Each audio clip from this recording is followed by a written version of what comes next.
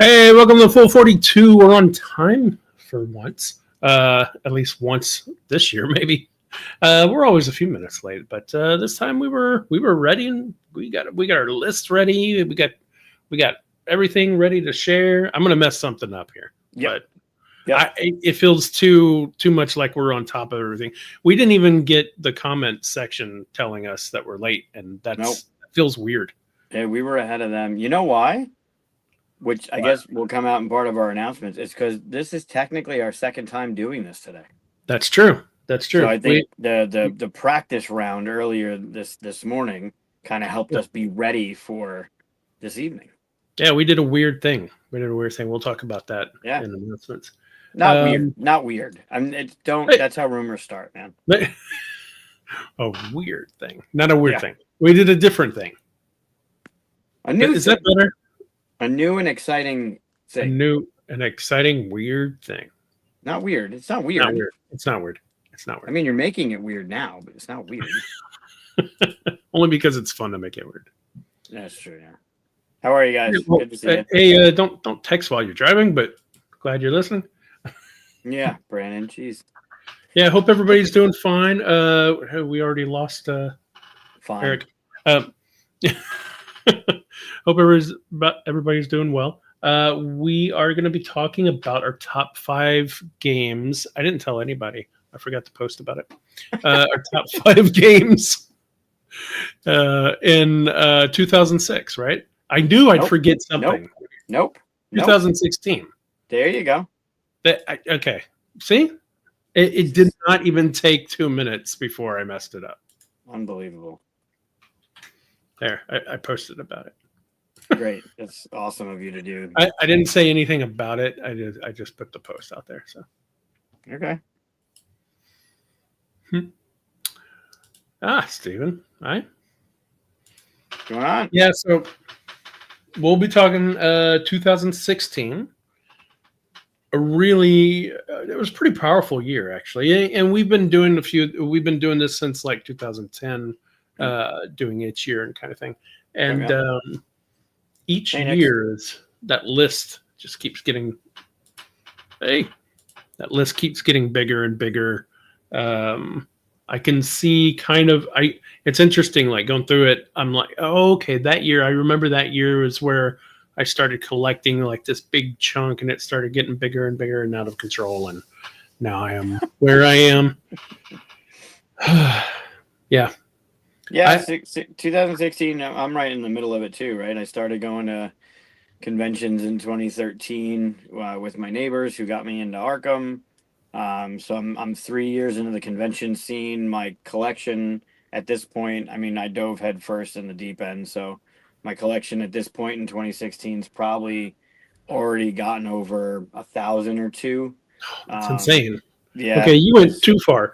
Let me ask you something. So at this point, my collection would probably be only about like 300, I think. Right. So let me ask you, which is insane enough, but none of this is bragging. This is a problem that we have. Yes, I agree. At least you have an excuse. You have a convention. Although at that point you didn't have a convention, did you? So the convention came out of the your excuse is suddenly a lot. Yeah. Okay. The convention became the excuse. Right. You're like, I have to have a reason to have all these. Correct. Correct. What did you do to collect them? Did you just go straight to, like, you didn't get them all from a game store, right? Did you get them get them online? Did you, like, no, how did you get them all? Some online, and some, I really hit hard the virtual flea markets for conventions. Okay. I remember, so Dice Tower Con, the last Dice Tower Con I went to was 2019. It was July of 2019. Because that was just before QSCon and just before the world shut down. And I remember that was the year things were shifting from Dice Tower Con to Dice Tower East, and moving from the Carib over to the Florida Mall. And I have a picture of me in a hockey jersey in the exhibit hall of Dice Tower Con that year. And Cool Stuff used to be the person, like they were the one, they used to sell board games back in the day. Cool Stuff used to sell board games. and they were the on-site retailer, wholesaler, discounter, whatever they were. And I remember shipping back from Orlando, Florida. Yeah, excuse con. Excuse con. I remember shipping back from Orlando, Florida. You paid for the boxes. You can put whatever you wanted in the boxes, like your luggage, your clothes, whatever. They shipped the box. You just paid for the box. I remember shipping back 24 boxes from the convention that year. There's a picture of me with like a cart from the hotel and these boxes. I'm just dropping them off, getting ready to get shipped. Um, I wonder where that picture is. It's got to be on one of my older computers. I might have Cool, posted it on Facebook. Cool Stuff Inc. was my issue. So they had this thing that if you spent $100 or more, you would get free shipping. Yep. Right. So you'd buy a $70 game and they want $20 for shipping. You're like, I might as well just get, Yep. 2 more games to add to that. And then I get free shipping. And that's what cost it all. Yeah. That, And they that's still do the it now, whole- right? Yeah. There's mini market, Board Game Bliss up in Canada. Like they all have some sort of threshold. I mean, we are kind of spoiled from Amazon because Amazon's usually free shipping. Hey, Wayne, usually free shipping when you buy like This from was Amazon before or we whatever. had the free shipping at that Sure. point, though, right? Yeah. No, they probably still had maybe not. Amazon Prime. Yeah. Well, also they did this level thing, right? Like after a Mhm. while, you get to level 1, then level 2, and all that, and they give you just a little bit of discount, and Oh my God, this Steven, I don't know if you sorry, I don't know if you did this on purpose, but there was a commercial. It was was it Old Navy? Shit, I forget what it was, but there was a commercial about shipping your pants that I just recently watched it again. It was like one of the banned commercials from whatever. It's hilarious. But yeah, I, that's kind of. I mean, I definitely I went hard into the hobby, and I remember being at whatever convention I was going to, and I found out that the virtual flea markets existed, and I would just bid on stuff. I mean, I wasn't doing Facebook Marketplace. I wasn't doing any of those things. There was nothing really in the area. There was a retail store that I would infrequent because I wasn't a big fan of it, the local one. But yeah, I would just hit the virtual flea markets, and every time I would go down there, I would ship boxes back of just games. I've never done any of the flea market stuff. I bought one used game once, and it was like $15. I think it was called Edison. You were creating a little, like a steampunk thing, and then racing it around. It was not a great game. Interesting. Okay. Yeah, but I mean, so I was so far behind the eight ball or late to the table anyway, with board games that I didn't mind buying used stuff, right? And I missed everything. So like all the classics, all the new stuff that was coming out, like new, I was still trying to grab, but even the things that came out 5, 10 years prior to this year, I was trying to gobble up at $10, $20 a pop. So because I needed it, I didn't have Yeah, it. I mean, I didn't like use stuff. Like I just never went to flea things. Like I didn't have access to anything like that Sure. to physically go and see that. So. But like the one place that I did buy, it was a game shop, a very small game shop. I bought that. I was like, okay, they're starting to do a thing where you can buy used games. That's cool. I went back like a week later and they were closed. Oh, that's awful. So that's why they were selling used games. Trying to get everything out of there. So. Sure. Well, it's a good market. The biggest one in the country now, Millennium, is an hour and 15 minutes away from here, and they do used stuff. Yeah, and see, that's another good. thing is you go to conventions that are around you, like Gen Con and PAX U and all that, and you can drive to those. I always have to fly, so I never buy anything at these things. Right, yeah. which is part of the curse, right? Like once I started going to the bigger ones, like when I was volunteering, first I was volunteering with Floodgate before I was working there. I was hitting up the Gen Con one, the Origins one. Like I was hitting them hard, right? Like the Dice Tower Con one was the first one I started doing, but then when I started like around this year meaning 2016, I was going to Gen Con. I was helping out at Origins, and I was getting those the flea markets, like the virtual flea markets, and just bidding. And then I was meeting up with them, and like you said, the convenience of driving, I just packed up the car. Like I wasn't worried about luggage space. I want to get rid of maybe about 300 to 400 games. God, good luck, man. I don't know how, right? Um, I mean, wow. Yeah, you want to drive down here with a big U-Haul? No, drive up. Oh, gosh. um, I even thought like, what if I just put out tables in my driveway, like a garage sale kind of thing, and then post around, and just come on by and buy them for like $5 each or whatever. Yeah. I mean, so I know I talk to Daryl a lot, and he'll hit up Facebook Marketplace, and you don't know the people around you are into games until you start looking, right? So if you post a couple things on Facebook Marketplace, like, or one of the Facebook groups, like with shipping or local pickup, like you'll find people in the area that play, which may lead to your next game group. Yeah, that'd be nice. Yeah. That's crazy. What is DTF? I mean VFM. What is that? Virtual flea market. Oh, okay. Dice Tower East Yeah. Virtual Flea Market. Hey, Sam. Nice. Good to see you. That doesn't sound like a pleasant place. I have a weird last name. At least you put the R in there. If you left out the R, you go shopping at Stain Mart. It'd be way worse. That's what we call Walmart. Stain Mart. Nice. So virtual flea markets was my thing. I haven't. Okay. What did I hit one up just recently?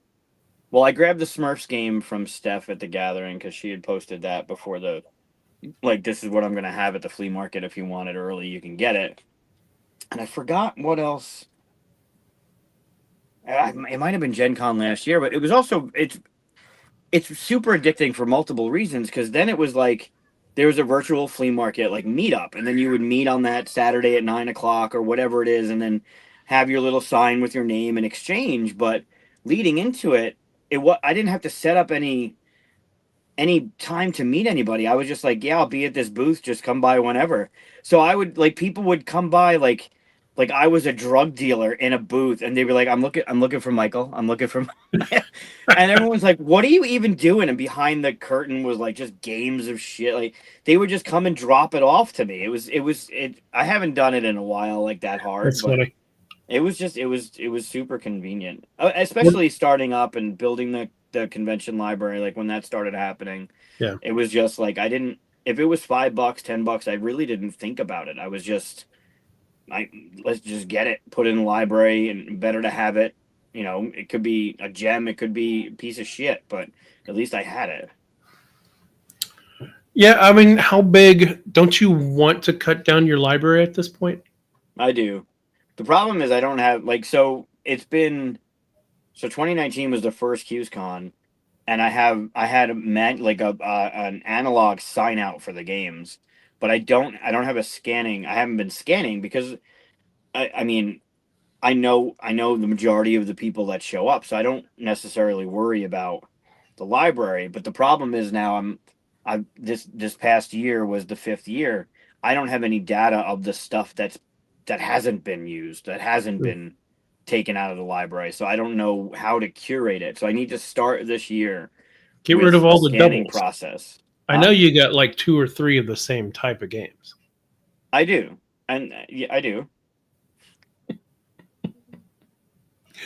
I have 2 or 3. Well, of the shaming same you about exact game. Shaming you about your collection, as fun as it is not even what we're supposed to be talking about this time. That's true. Why don't we get to announcements, because we got some fun stuff to talk about, right? We do have some fun stuff to talk about. Well, we got not. I mean, this isn't the fun thing, but I won't be here next week. That I thought was the most fun thing. That's the most fun, yeah. I'm going to be at KublaCon, so if you're going to be at KublaCon in San Francisco, I think it is. I hope so, because that's where I'm flying. Then come and see me. We'll be That'll out be there. fun. Yeah. Yeah, we'll pivot. Yeah.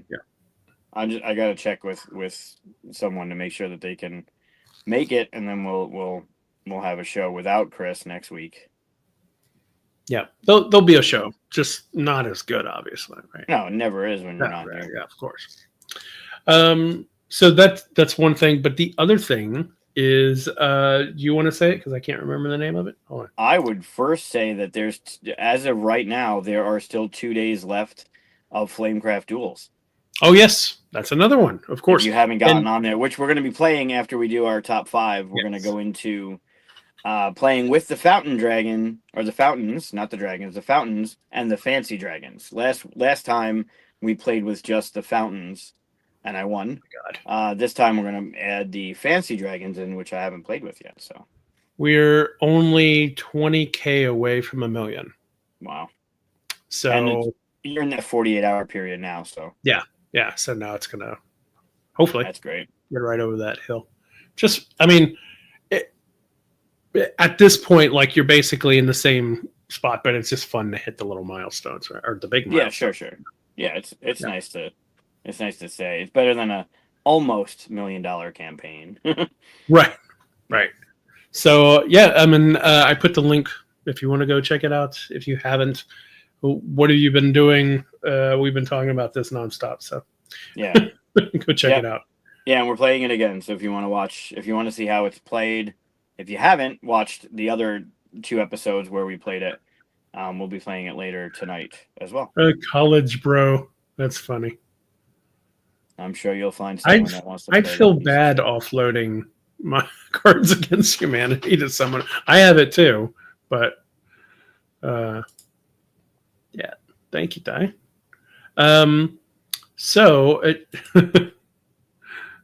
yeah, there you go. You could have 10. There it is. It's basically the same thing, bald guy. Yeah, just a piece of construction paper on his chin, black construction paper. Yeah, just tape it on. Get a Sharpie. Have him sharpen. Yeah. It. Yeah. Get a black one to make it, but then get a silver one to throw in some of the gray that's in there too. So we did a thing this morning. Oh yeah, you want to talk about it? Yeah, I totally ignored the gray thing. Yeah, no, I saw you. It's okay. Yeah, we did a thing this morning, and it'll be a while before we release it and everything. But we have Monday Morning Meeple podcast coming out. We're going to be doing a 1-hour podcast. You won't have to look at our mugs this time. It was like 109. Hey, yeah, I feel around an hour. I feel pretty good at 109. Maybe after a little bit of editing and stuff like that. Yeah. But yeah. So if you're wanting more of whatever this is, you'll be able to get it. We're gonna record probably around 8 to 10 episodes before we release it, so people can kind of listen to it in long form if they want. But yeah, we did the first episode this morning, so I've already talked to you. I know. I don't want to talk to you anymore. Yeah, I already talked to you for a whole hour, and now we could have a show again. It's another fun. hour. Well, maybe the hour that we do on Monday mornings will reduce the amount of time we talk to each other at night. I doubt it. I think that hour in the morning is going to rev us up to like have Most more likely. conversation, and it's just going to be annoying. Yeah. We our first episode, we basically introduced ourselves, so everybody who knows us can ignore that one. Honestly, well, because kind you already know of. us. I mean, we went a little bit more of our origin story, right? Like how we got into it. That's and true. How our game came out, and yeah, and there was some interesting stuff in there that would be, I think. I don't want to give it away, but there's some interesting stuff that people can take away from that. Sure. Right? Some lessons of how to get into things and stuff. So, or what not to do. Yeah. Right. So yeah, we'll announce whenever that becomes public, and hopefully it'll be in the Spotify's and the Apples and all that stuff. So fun. Yeah. We talked about it, and the reason or the story behind it. We talked about doing something else, because this one can be this can get lengthy, and people can see it and be like, why the fuck did a top 5 take 3 hours? So we wanted to do something that was a little bit shorter, but we wanted to do something on it like in the morning that's more like we'll have a hot topic to talk about, like something that's whatever going on that week or something that happened to us over the weekend or whatever, but more of a like a Monday morning, how you doing? Kind of like over coffee kind of thing. That's where the logo came from, is a cup of coffee.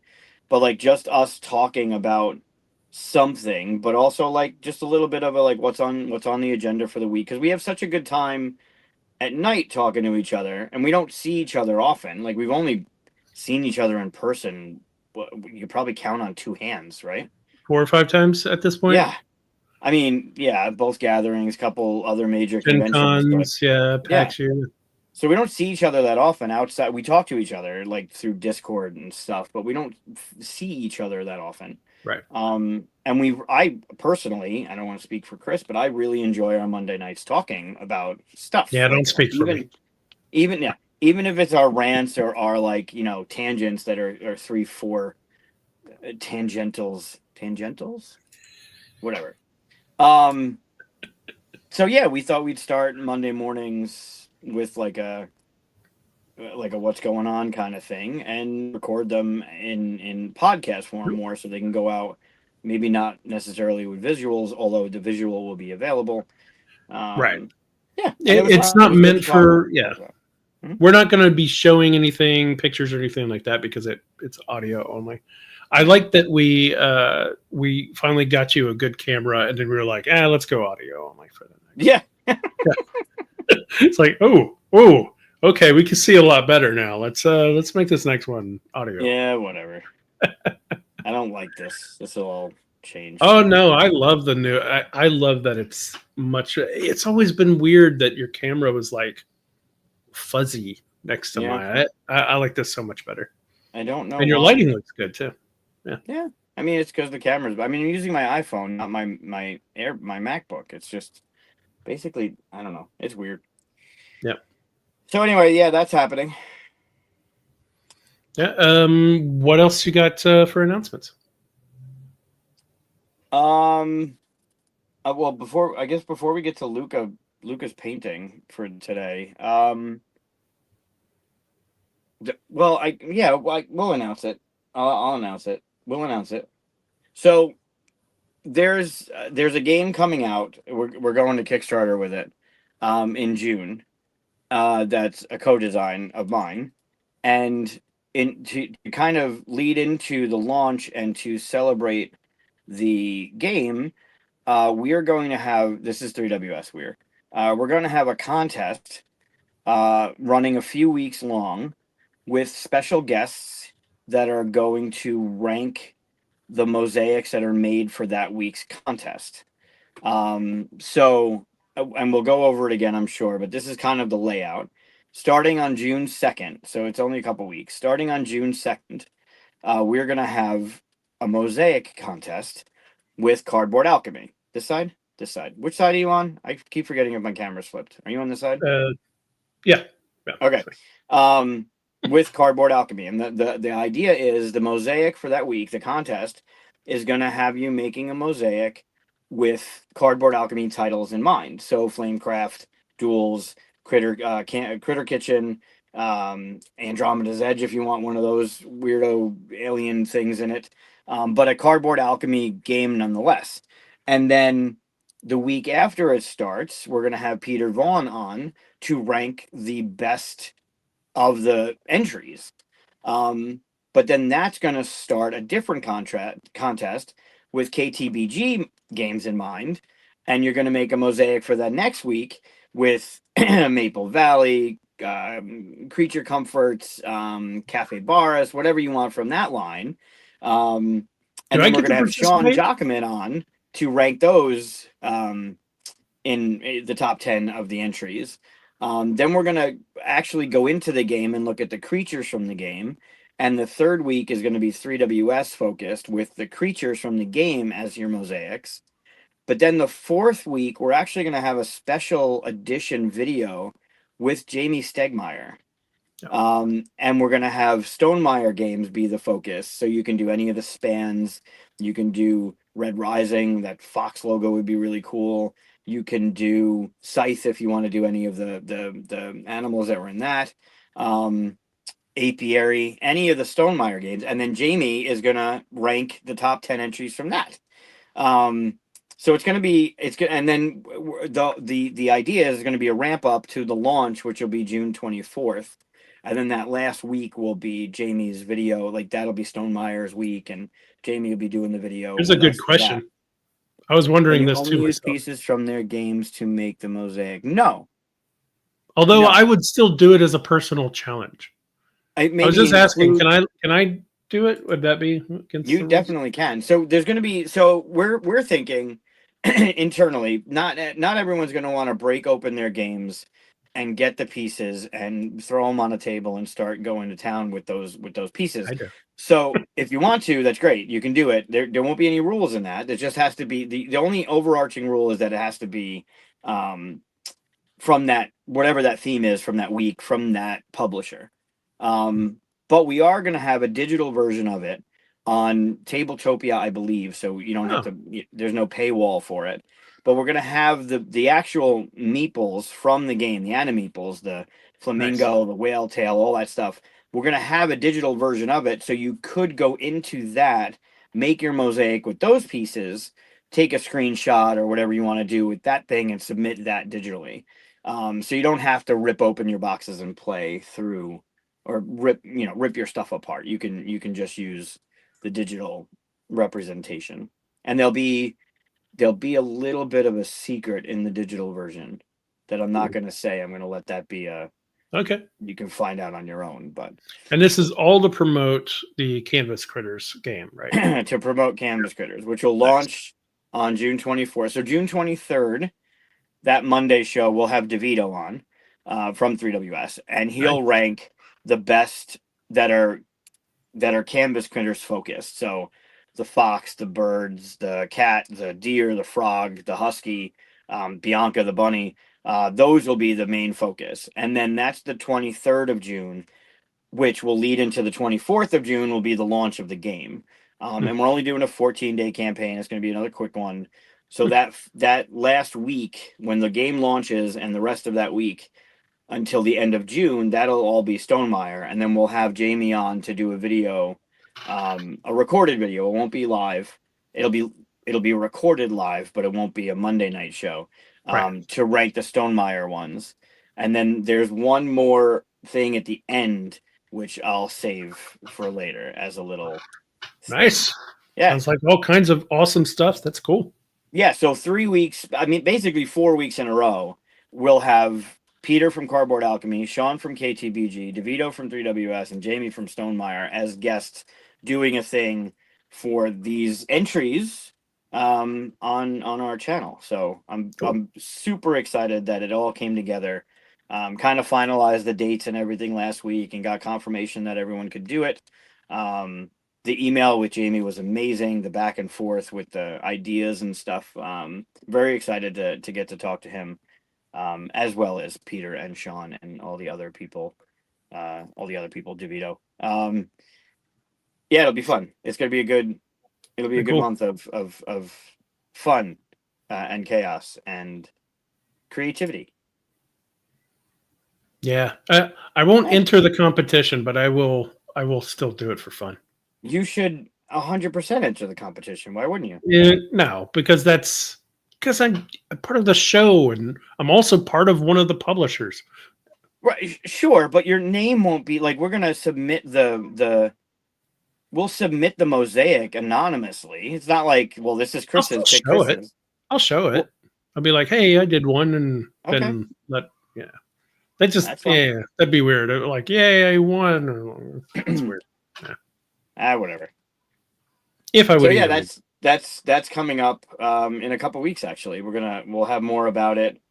But it'll start. The contest will start June 2nd, and that first week will be Cardboard Alchemy focused. So your favorite dragon, your favorite sous chef, whatever you want to do, that first week will be Cardboard Alchemy themed. Awesome. Yeah, it's gonna be fun. I'm looking forward to it. I think it'll be great. When we did the Jester thing for Stuff of Legend, and we had people take the Jester plushie, this little guy, people were putting him into. I remember that. Yeah, into different pictures and different images and stuff, like with Photoshop or whatever. And I people don't are have a creative. jester. I don't have a jester. You I need a don't have a jester. jester? I need a jester. Oh, you should get a jester then. Yeah, I should totally get a jester. you should absolutely get a I'd jester. put him right here Um, next to nope, the puppet. nope. That's the one thing it cannot live. It's not allowed to live with I mean next to Darth Vader. Muppets. Yeah, whatever. Next to Darth Vader, right there. Yeah. Yeah. So that's happening, and that's soon. And this, I guess, as part of a little bit of an announcement. We got a lot of announcements today. By the Well, way, I want to see this comic book: Darth Vader, the puppet, Batman, and all the dragons from Flamecraft. I want to see their adventure. you That'd be should great. probably make it. You kind of have the talent to do that. So why wouldn't you do that? Yeah. Right. Um, on this morning's episode, which seems weird to say on the same day, Right. we talked a little bit about what happened over the weekend, and I was at Retro Game Con Junior. So I've talked about it before. About a month after QSCon, Retro Game Con happens here in Syracuse in October, and it's focused on retro video games. All your NES, Mm-hmm. Super NES, your Genesis, Neo Geo, whatever, Mm-hmm. whatever old school stuff and modern stuff as well too. But they do a one-off in the spring, so it's called Retro Game Con Spring. And we were there. 3WS was there to promote our upcoming book, which releases tomorrow in Barnes and Noble and on Amazon. It's on our website. We sold through the hardcovers. I'm not sure if there's any more left on the website, but we were promoting The Unraveling. And while we were there were a couple other special guests there. And one of them, which I did not notice, and you can hear the whole story on the podcast when we reveal it, but one of them is the voice of Skeletor from the He-Man cartoons. And I had a back and forth myself, and I could not leave there without getting a certain something done. Because I feel at some point, I mean, it was part of my cartoons growing up was watching He-Man, and I'm sure at some point I'm going to introduce Luca and Mika to He-Man. So I didn't feel right without leaving there with a thing. And for those that know Skeletor, he would always curse He-Man because He-Man would always foil his plans, whatever they happened to be. So he was very nice and asked if it was okay if he wrote it, and I gave him my blessing. But he wrote "Curse you, Luca," and "Curse you, Mika" on a thing. That's great. So at some point later on, when I'm showing them the He-Man cartoons, I can be like, I met him. I met Skeletor. Um, yeah, it was really cool. It was really cool. He's a nice guy, fun to talk to, and I talk more about it on the show. But it didn't. I wouldn't have wanted to leave there without it. Yeah, the Unraveling. It's a really cool. So a little Easter egg for those that are watching. On the right side, about a third of the way up, you'll see a little like billboard in the background there. It's like more red than no, a little lower. Right there to the right. Right there. That billboard actually has so when Mission Control came out, we did an expansion called Crisis Command. Yep, move a little bit more. Oh, you can't get over anymore? That's all it has for me. Yeah. Okay. Well, the paperback has more of it. Um, but the front cover of the expansion, Keith, who's one of the authors, the co-authors of the book, he was our Sundance. If you saw any pictures from Gen Con that year, he was in the saga suit. He's got a beard, flat brim. The billboard is actually the cover of that expansion pack. Oh, So it says it because the book takes place in the future and bipeds are gone. There are no more humans. So the animals are living amongst the human remains, basically the buildings and the whatever. So there's a billboard ruins. of that. Huh? Ruins, not remains. Remains. Human Well, remains is different. I'm sure there are human remains. Yeah. Right. He's the co-author on The Unraveling. Yes, he's one of three. all Syracuse local guys. Actually, Carl is he's the lead of Earth Crisis. For those that are more into music, Earth Crisis is one of the lead like punk bands back in the late 80s, and Carl kind of in that movement for Earth Crisis, so he's one of the co-authors. Jeremy is the second and Keith is the third, not in any specific order, just that's alphabetical. So that was this weekend, which was fantastic. It's super great to see all of that happening, and I think that should be fine. I think, right, the announcement of the game and the announcement of I met Skeletor. I see we have already some likes and hearts and stuff like that. Thank you for that. Everybody like and subscribe, please. Yeah, look at that. I actually remembered. But yeah, Luca painting. Let's dive into a Luca painting. Let's do it. It was weird doing a show with you this morning without a Luca painting. So yeah, although Luca was there, I got to hang out with Luca. So yeah, Luca was saying hello. Yeah, all right. So on Mondays, Luca's my 3.5-year-old now. Jeez. And he's been doing watercolor paints for a couple years now. His brother Mika is also dabbling in it, and occasionally there'll be a twofer on a Monday where you'll have to guess which one was Mika's and which one was Luca's, because they are starting to blend. Because Mika is now 2, so this one's just a 1-fer. That you're not getting a 2-fer for this one. This is just a 1-fer. But this was done in August. Yep. And here is today's. So take a look at it and tell us what you see. Yeah, it's a Rorschach test. Let's see how crazy you are. And let's I don't know if this is the best time to do this while they're having this conversation in the comments about different He-Man people, but yeah, I don't think those were He-Man villains or there was Manny Faces though. So no, Ram Man and Fisto are absolutely He-Man characters. Fisto was? Fisto, he had a giant fist. I remember the Ram Man one, but I didn't think his name was Ram Man. It's Ram Man.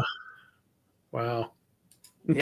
Yep. That's almost as bad as what was that comic book I made when I was 12? Massive Men? Massive Men. Yeah. Yeah. Yeah. Yeah. Yeah, they called it. Okay. I didn't remember that. Yeah, he was literally Ram Man. Okay. Yep. Well, let's not see any of that. Let's clear the palette. You won't. Neither of those will be in this one. But this is this week's. I hope the color comes through because the color is really cool. But here's this week's. Ooh, I like the color. Also, your new camera picks up a lot better stuff. Yeah, agreed. Okay, so tell us in comments. What do you see? You're too close. I'm trying to get the color and the. It's not really working. It's actually better. It's better back away. Yeah. Yeah. All right. What's everybody see? Let's see. Unripe mango squish. Nice. You can see that. I see. I kind of want to wait to see if other people see it before I say something, but. Okay. Oh, mine's nicer than that one. This is a parrot under a steamroller. Jeez. Everybody went darker than me. Okay. Wow. Wow. Okay. A side profile x-ray of the head of the helmet. Okay. I can see that one. Okay. Makes me think sea turtle for some reason. I like the colors for that. Yeah. I like that next. That's a good one. Subtle gorilla in the green. I can almost see that because there's kind of like a brown or something in there. Like I kind of see that. Yeah. Mm-hmm. The very squished caterpillar. Hey, I like that, Brad. That's a good one. Not hungry anymore. Wife says, Slimer when he runs into us. Oh, that's a good one. Yeah, that's good. Slimer. Yep. Actually see a face in there. I kind of do too. The first thing I saw was a green elephant. So that's what I see. I see an elephant. Is it? Okay. Yeah. Look at that. And it's the first, not the first time, but at least I'm not the one with the something got killed interpretation. Correct. Yeah. Yeah. But This looks now like I a see that face gorilla. right here. Yeah, I see Eye, like a nose, hippo. mouth, like really weird. Oh, I'm seeing like the side face of a hippo. Like it's, well, it's actually facing this way. Oh, okay. Camera. But you can see like a hippo right there. It's hidden in there. Yeah. Yeah. He sees a face in there. Yeah, I see the face. I mean, I don't know if it's the same one you see, but I see there's the mouth here Bring with it the to teeth.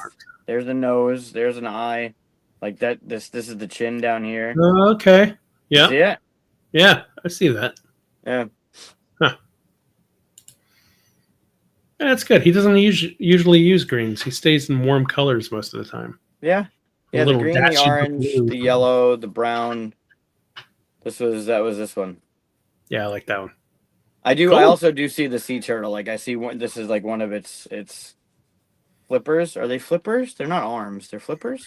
They're flippers, right? Yeah. The sea turtles one. They're Yeah. basically. How could they not Yeah. be flippers? I don't know. We might be wrong. I feel like it's Yeah, a we're not fish thing. experts. Not We're not experts. experts in sea turtles. Here we go. I got the right banner for that. There you go. Not experts. Yeah. So that's this week's. It's creepy when you see it. Yeah. Yeah. It stands out really well. It stands out really well. It's really weird. I like that color green though. Yeah. People are really weird and picky about green. What's your favorite type of green? What's everybody's favorite type of green? I like Hunter. I think the best. Really? It's all Yeah. dark. Yeah. I don't know. It's not a neon green. It's not a yellow pukey green. It's a more, I don't know. Like distinguished green. lime green, like the color, the like key lime color, Yeah. the outside of it. Yeah. Guy says any. Any Really? green. Like Nice. even like just like the gray green, like navy green. I don't know about that. Pea soup green. Pea soup green. Pea soup green. Mm. My favorite No type of green. green. No No green green. at all. Okay. All right. Oh yeah. What was was he looking at anything? Did he tell you what it was? No, Okay. this is an unlabeled. I can go ask him, but this is an unlabeled one. It's art, man. It's whatever you want it to be. Yeah, it's whatever you see. Anything but the color of Mike's hat. Oh, really? This is one of my favorite hats. That one's okay. It's very army green. Yeah, it's definitely more army. Navy bean. Navy beans. Yeah. Army right to bright lime. Oh yeah. Lots of shades and stuff. I think a lot of people like forest green, you know. Hmm. I like a good Yeah. vibrant lime green. Yeah, it depends. I mean, like the Grogu green is kind of a little brighter than this. That's okay. Purple green is a little pea soup green though. Yeah, a little bit. Luigi green is very green. That Luigi green starts getting a little cartoony for Yeah. the green I like. Yeah. Anyway, weird question. Favorite green thing? Yeah, and that could be a whole episode. It could be, but it's not this one. It's not. So this one, I wonder if that's Oh, why yeah. Eric hasn't. Eric, you gotta remind me about green. So when you come to QSCon again, I don't have green as one of the colors. has he been to the Leprechaun? That's probably why. He was there, yeah, but it was before I did the jerseys. I like the green that I made the tongue of the troubles behind you. Yeah. Well, it's two green. Well, technically three greens in that one. Well, the top green then. It's a dark green. The real top green. You have it upside down. It's a top green. It's the top green in this image. If you flip it, Then it would be upside down. See, then the that's top the top green, and then there's a bottom green, and then there's a highlight of a green. Yeah. This box is right side up. I don't know what you're talking It's not. St. Patrick's color. What? Huh. Really? Weird. Should be blue. Interesting. Yeah, the Okay. leprechauns. Well, I'll take that into consideration. all right, let's talk about 2016. Let's. that was not a great segue, but No, yeah, there was a perfect segue. just out of the blue. Yeah, Tired of talking about green things. I want to rip through this list so we can get to Flamecraft Duals. Right? Yeah. Just do your 5. I'll do my 5. Go through it real fast. Okay. No, we've got a really cool list this year. There's a lot of good stuff in here. It is. So fun fact, this year, when I was going through, because I'll go through to BGG and I'll do the 2016 and then I'll put them in rank order the way BGG has them ranked, and 11 games from 2016 are still in the top 100 of BGG. So 9 years later, there are 11 of these games that are still in the top 100. That's crazy, which I think is awesome. And well deserved. I will say I know 3 of them already because I have them marked out on a list over here. That there are 3 games that have a huge fan base. People love these games, and they are just not my favorite games. And it's a weird thing. I'm the outlier on it. But so if you're looking at the list and you're going, oh, they're definitely going to say that, might not. It's a weird one. I know I'm not talking about one of them. That's for sure. Yeah, I know you won't talk about that one. And yeah, we'll see. I think I'm going to predict that we'll have 1 crossover. No. Yours are all weird. I don't think any. Really? Yeah. Okay. Unless you had such a great time at the gathering and one of these games immediately hit your top 5 list of this year. At the gathering? Did we play one of these games? We did. At the gathering? Really? Yeah. I don't know if you went that far in the list, but we'll see. Oh. Okay. Well, I guess not, because as I look here, I don't think we played any of these at the gathering. So that would be interesting. Okay. Well, why don't you lead? You can make me go first. I mean, I'll go. Right. I don't mind. I'll go. No, you already said. Now I'm ready to go first. Okay. All right. So my number 5 is, and also, yeah, we talked about order. People that know us know that I put mine in order from number 1 is my very favorite to number 5 is my 5th favorite. And you do nothing. You put no effort into it. That's completely untrue. You put no effort into putting it in order. You can't argue against that. Right? It's not that I don't put forth an effort. I choose not to. That's the same thing. No, it isn't. Yes, it is. You choose to not put forth an effort into putting it to an order. Anyway. Nope. My number 5. Oh, I'm supposed to share this, by the way. Evan, what game of yours came out in 2016? Empire, right? No, that was 20. That was 2020, 2021. Yeah, isn't that great? Like, thanks a lot, co-host. Really appreciate you.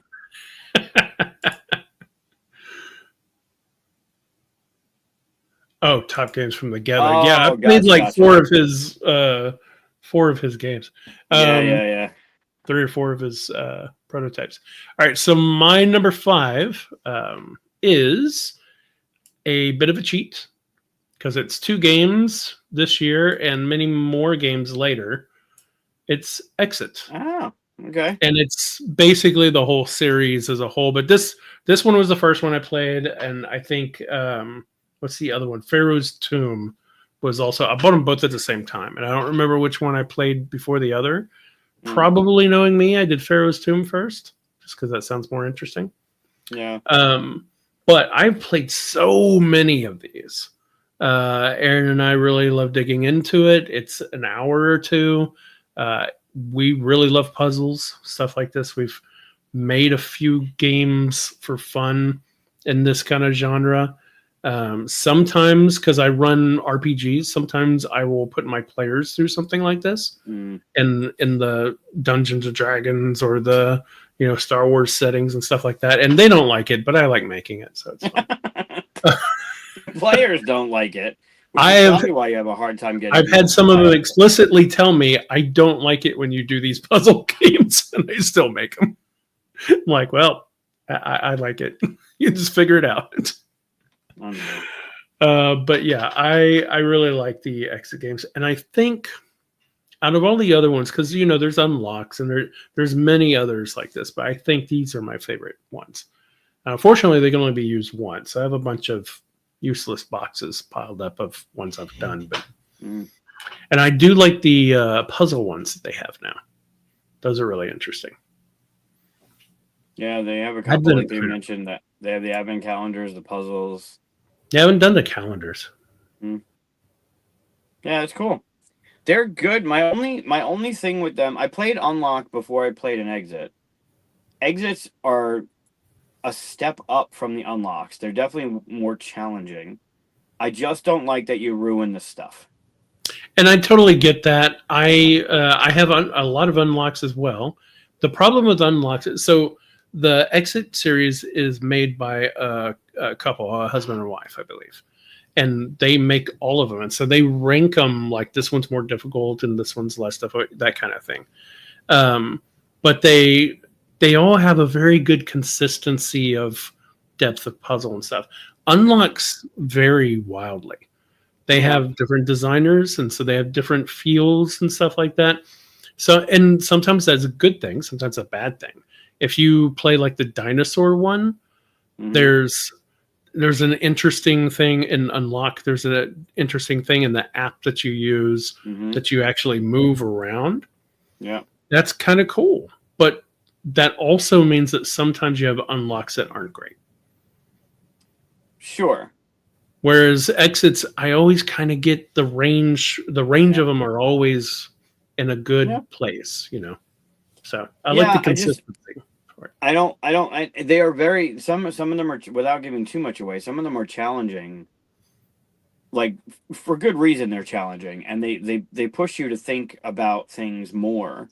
So it's not that it's a harder puzzle. It's just you're literally like cutting up, and you have to know that you're cutting up stuff going into it, because sometimes you have to make specific cuts, or you gotta dig Yeah, into some of the bits that are in there. And I don't mind a puzzle being replayable, even though you can't replay it, because then you could just like give an unlock to somebody.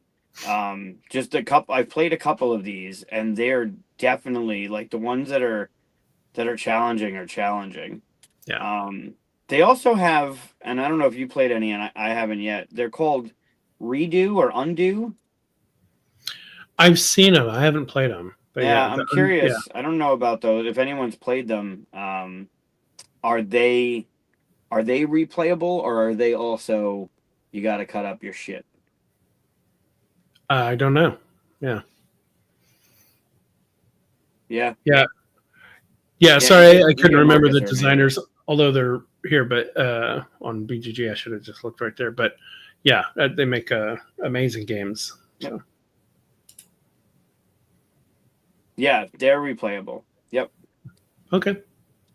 Those I know. I And don't. he's got one for every holiday. Like he's got a line of those. I don't. The replayability thing for me just doesn't matter. I mean, these things are. I think they're $20 each, Sure, sure, yeah. 18, $20 each. For me, I mean that's cheaper than going to the movies. Yep. And Aaron and I are engaged for like 2 hours, maybe a little bit more, because we take our time. We don't care about the Right. scoring of the time and stuff. We just enjoy the puzzles and stuff. Right, right. I mean, that's a great time to like sit there and work out together. And we don't normally do cooperative games and stuff, but this kind of stuff we love. So yeah, it's totally worth the price, and I don't need it to be replayable because they make a dozen more. Sure, sure. Yeah, no, I like them. I definitely like them. I would rather them be like restack the decks and everything, and then you can give them to somebody else, or somebody else can try them. Like I Sure. can't put them in the library, like just like Right. most legacy games can't make it into a con library because Well, with unlocks, like you have to go put it all back in order too, right? mm-hmm. Yep. And so, yeah, I have those boxes as well, but I haven't put it back in order. I guess I could give them to somebody, but Yeah. any pop up ones that are good? Oh, What do you mean yeah. pop up? What are pop up escape rooms? You know? Oh, like a book that opens up and it like a pop up book. They have one. It's called is it the Shimmering? Oh, I have No, that. The Shiver. the Shivers. Yeah, I yeah. have That's that like a one. I pop haven't up book. opened it yet, though. Yeah, Yeah, yeah. It looks amazing, but yeah, yeah. It's beautiful. yeah. I And think I'm Gen not Con last cycling year through they the had a preview images of the that next much one. because I don't want to give anything away, obviously. But Yeah, yeah. yeah, they all use this dial thing and Yep. stuff. So, and that Yeah, is they're another good. thing I like is Unlock usually has some rules you have to read. Once you know the rules to one exit, you're good. Yeah.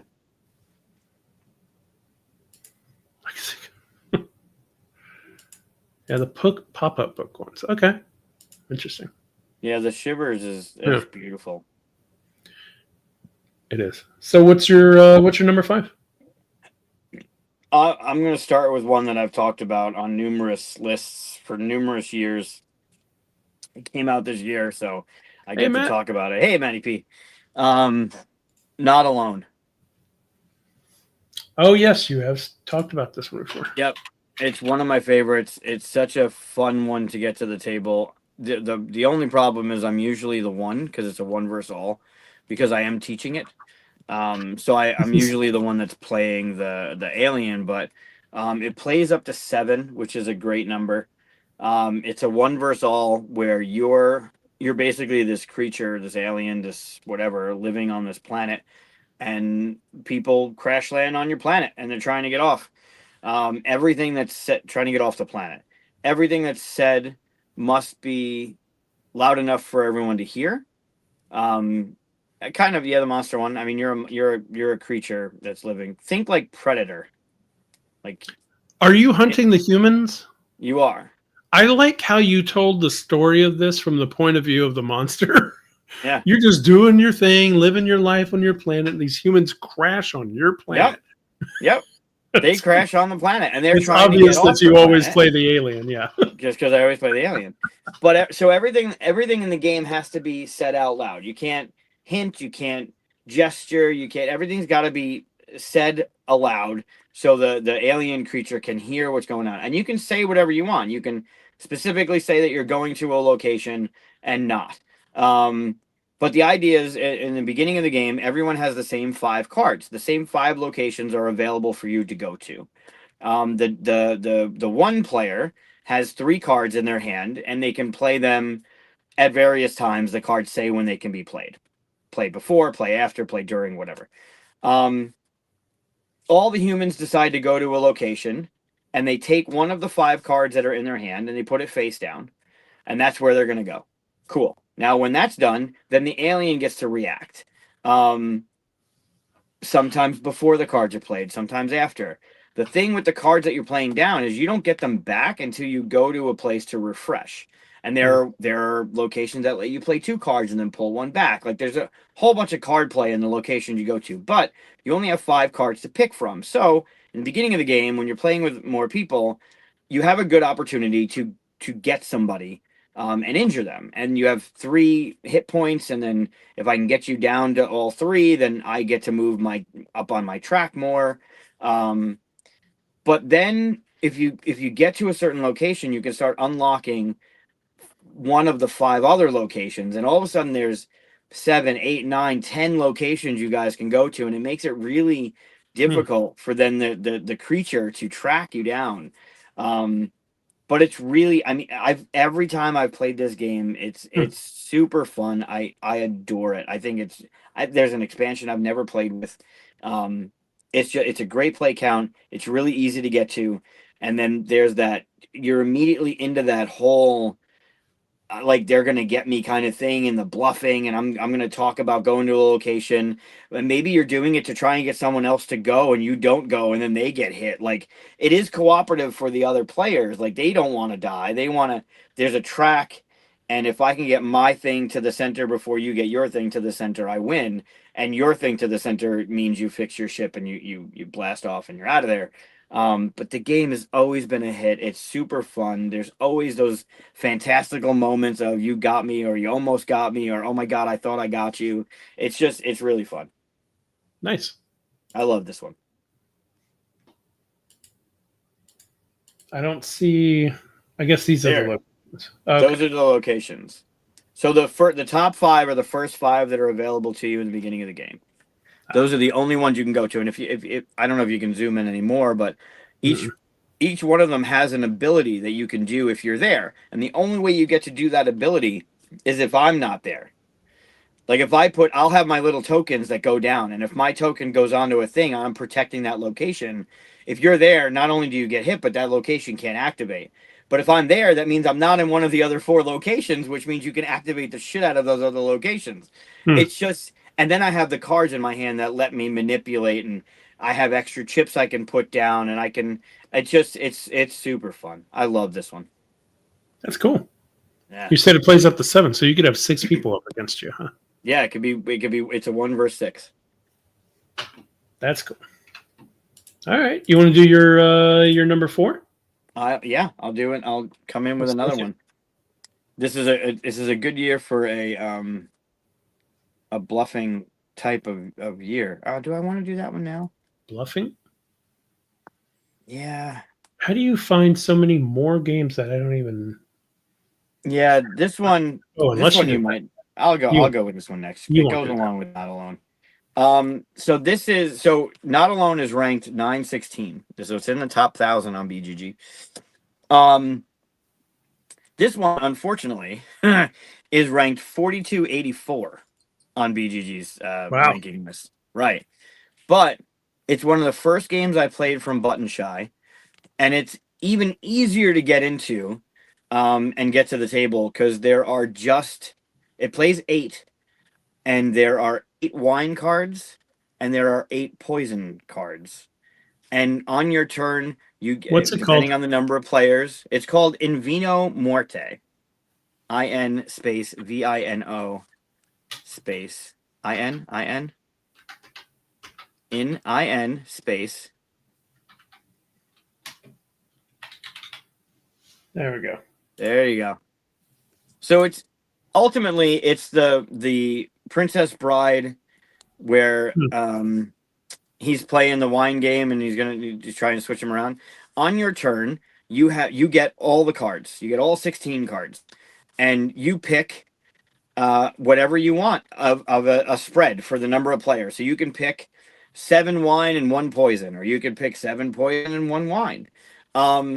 You get to divvy them up amongst the players. That is a homebrew, I Okay. think. Um, that is not what it looks like.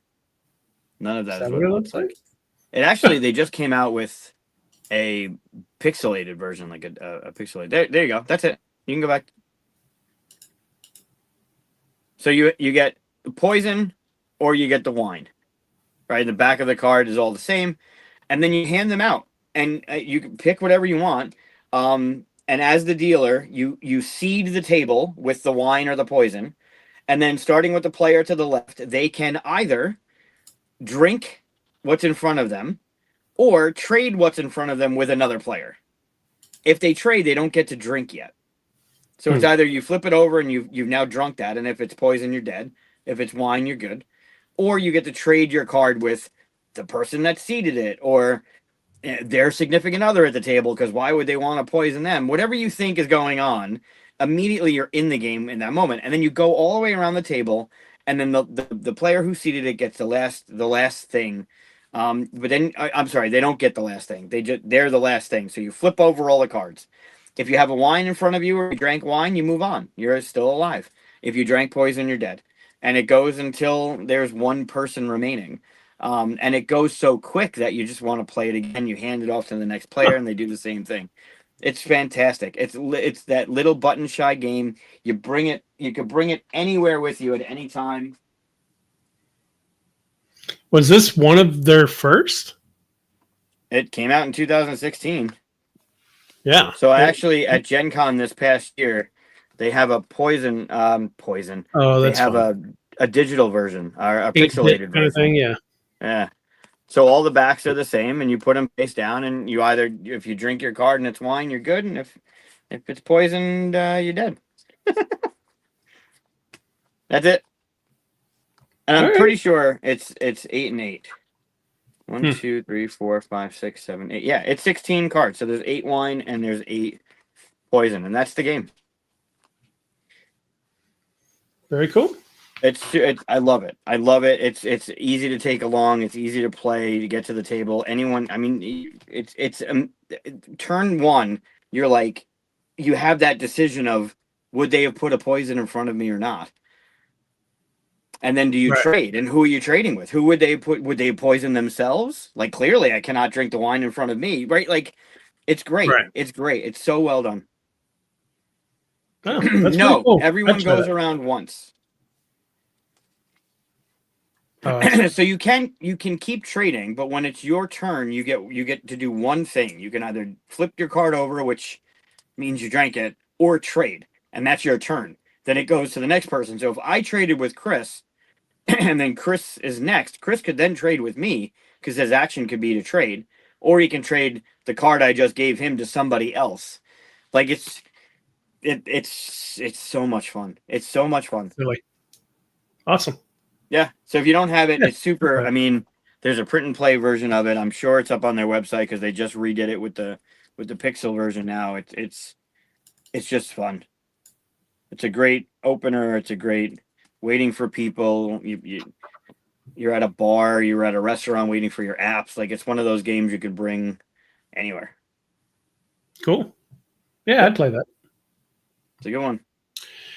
My number four is one of, well, I'll say, yeah, if we did a top five deck builders, this would be in it. Blank. Of course, it's Clank. Yeah. Yeah, you got to put Clank in here. Clank's such a big game. I mean, what's crazy enough is this is the only version I've ever played. And I know they have Clank in Space. They have the Legacy version, or is it Yeah. Legacy? Yeah, it's Legacy, It's a right? legacy. Yeah. Yeah. Yeah, whole Legacy thing. And I Mhm. want to play those. I just can't add more to my collection. So, um, I do want to try those though.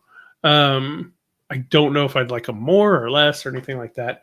But Right. I love the deck building part of this. But it really is the drawing from the bag. Like, oh, are they going to pull the cubes and all that stuff? How far down into the dungeon are you going to dive? The Mhm. risk factor, all that stuff is fun. I know there's a few little hiccups with it sometimes, like the people that freak out way too early and then leave, and then they've got nothing to do while everybody else is running around diving through there and stuff. You know, I some of that just comes down to teaching the game right. Mhm. Like when people go, oh, I don't know, if it's their first game, I'm gonna be like, don't leave yet. You're not. This is gonna happen to you. You're fine. It's not gonna kill you, and hopefully, I'm not getting them killed. But, um, you know, when people have those experiences, Mhm. if you have someone that knows better, you can kind of guide them a little bit and stuff. But yeah, going down into the dungeon, gathering what you can, seeing other Yep. people getting what you were about to get, so you run somewhere else even deeper and Yep. risk it. Yeah, yeah, you know But what the that clank is. so two things. One, it's on them if they decide to freak out and leave early and have to sit there for 20 minutes. But two, it could actually benefit them because they could win. You have to get above the surface. You could die, Yeah, and you sure. could die above the surface, but you have to get above the surface to even compete in the end game. And everyone could die, and you win because you got out early. Yeah, yeah, but still, it, I don't feel like I win if the other person just loses horribly, Sure. and I had to sit there for 20 minutes, right? Yeah, yeah, yeah. Oh, puppet show. Oh God. Nice. Oh yeah, got a puppet right here. Mm-mm. Join. Don't. But yeah, I really like Clank. I like Yeah, deck Clank's a good one. builders. Having that dragon chase you, stuff like that. Yeah. It's a great game. I always wanted to play. They had it was in like a plastic, not a clamshell, but like a separate plastic one. It had the spider one where it was like a Hmm. scenario based thing, and you could just like a one off. Not, I guess not a one off. You could play it multiple times, but they had two of those, and then yeah, they have this the space one. They have the acquisitions and whatever one. that they just did a second one for. They have a lot for this game. It's good. It's a good one. I mean, it's in the top 100. Catacombs thing? It's ranked number 90. So Catacombs thing? yeah, similar, I right? think Catacombs, yeah. Yep. Yeah, there's a bunch of different ones. I want to try the sci-fi one because I hear it kind of fixes that issue that I was talking about where someone's waiting or something. But I haven't played it, so It goes pretty quick. That if they are waiting, they're not waiting too long either. yeah. Well, and also once they're waiting, you know what they have. All you have to do is beat that and run out, right? Correct. All right, so then we're going to do my number 3. My number 3 has been on some lists before. Some of my lists before. I don't think you've played it. I think this is one of the Red Raven games you haven't played, right? Islebound. Islebound, I have not played yet. Yep. This is my second favorite Red Raven game, and Sleeping Gods being the number 1. But this one is, yeah, it's not one of the story ones, which is weird because I like story stuff. It's not like Near and Far and Above and Below, but it is in that same world. I forget what he calls it. It starts with a Arzium. Arzium, I think it is. His world. Arzium. Yeah. I had to look at my folder of the Arzium RPGs stuff that I have. But this one has little islands that you go around on with your boat. Let's see if we can get. I think Ryan Lackman's there. Yeah. So that's it won't let me zoom in. So you have your boat is your player board. You have little people that you're familiar with are on there. You can exhaust them. You can build little buildings that are on your island and go around. I just like the adventure of being on a boat. And they're not going to let me zoom in on anything here. There we go. There we go. So you can see the little islands and stuff. You can basically kind of be the ruler of islands by either coaxing your way into it, like, talking your way into it, or you can dominate it. The ones that have the red flags here have to be attacked. The ones with the blue ones can be, negotiated with the diplomacy and stuff like that. Yeah, I'm on a boat. I'm on a boat. But yeah, I like it's the boat that you're working on, the player board that you have right there is this guy right here. Oh, blurry picture. Thanks for uploading. It's where you collect it's only like wood and fish, and then there's books and coins, and that's all you have to worry about, kind of thing. But your people have their special abilities. You flip them over when they're exhausted. Eventually, you have to rest, that kind of thing. I really enjoy this game. It's a nice little puzzle. It's got like, what do I do? It feels like a open world kind of thing. You just go around, do whatever you want. But yeah, and not enough people have played it. Outbound. Everything in his world. I think Django's Dream I saw on the list in 2016. I don't think I played that one either, and it was like wicked low on the list. It's because it's kind of bingo-ish. It's very, very light. I have it. It's a decent game, but it's extremely light, and it was even more than like 8-Minute Empire and stuff. So yeah, I think a lot of people who were looking at games like this went, "Oh, here's another one," grabbed it. And when the weights are that different, you're gonna like one over the other. So yeah. I gotta get this one up. Oh yeah. Have you finished Andor, by the way? I haven't started Andor. That's why we don't talk about Star Wars anymore. Someone hasn't started Andor yet. We can talk about Star Wars. I haven't seen Andor yet. Okay. You should see Andor. Anyway, this is Islebound we're talking about, though. I know, Evan. Evan, we need. You can blame me. That's fine. Have you seen Tales of the Underground? Tales of the what? The Underground? Oh, the Underground. Yes. Okay. That was very good. The new Star Wars animated one. Animated, yeah. So that's my number 3. That's a good one. And Star Wars, apparently. That is a good one. All right. I'm gonna go. Yeah. So I gotta do my 3 and my 2, right? All right. So this is the one that you played last month at Gathering. Okay. How do I not Um, have something on here from there? I don't know. It's ranked 5555 as of today. Okay, that's why. Right. So it was down on the list, but we played it. We had a great time. It has a very unique mechanism that I think it worked really well. The second mechanism, not too much. I mean, it was okay, but it's Touria, Touria. I didn't play this with you. You definitely did. Toria. Uh huh. Do you remember the one with the rotating towers? T-O what? Touria. Wait, I-A. I've Here it never is. seen this game before in my life. Okay, I didn't play this game with you. you played it I didn't even see this game. with the towers. No, I swore we played this. no, not at all. I've never Oh, seen this game before. all right. So this game, you're Who are trying to you court playing with? someone that looks like you apparently. Because that's not the first time. No, you don't remember who you play games with. No, I just You well, remember 'cause it's- games and you remember playing with people, but you don't. right. You Well, I'm don't so combine. sleep. Yeah, I'm sleep deprived by fucking 5 a.m. that that's true. That's true. I'm inventing. You were people there and for playing like games. 5 days before I showed up. It's true. Yeah. Um.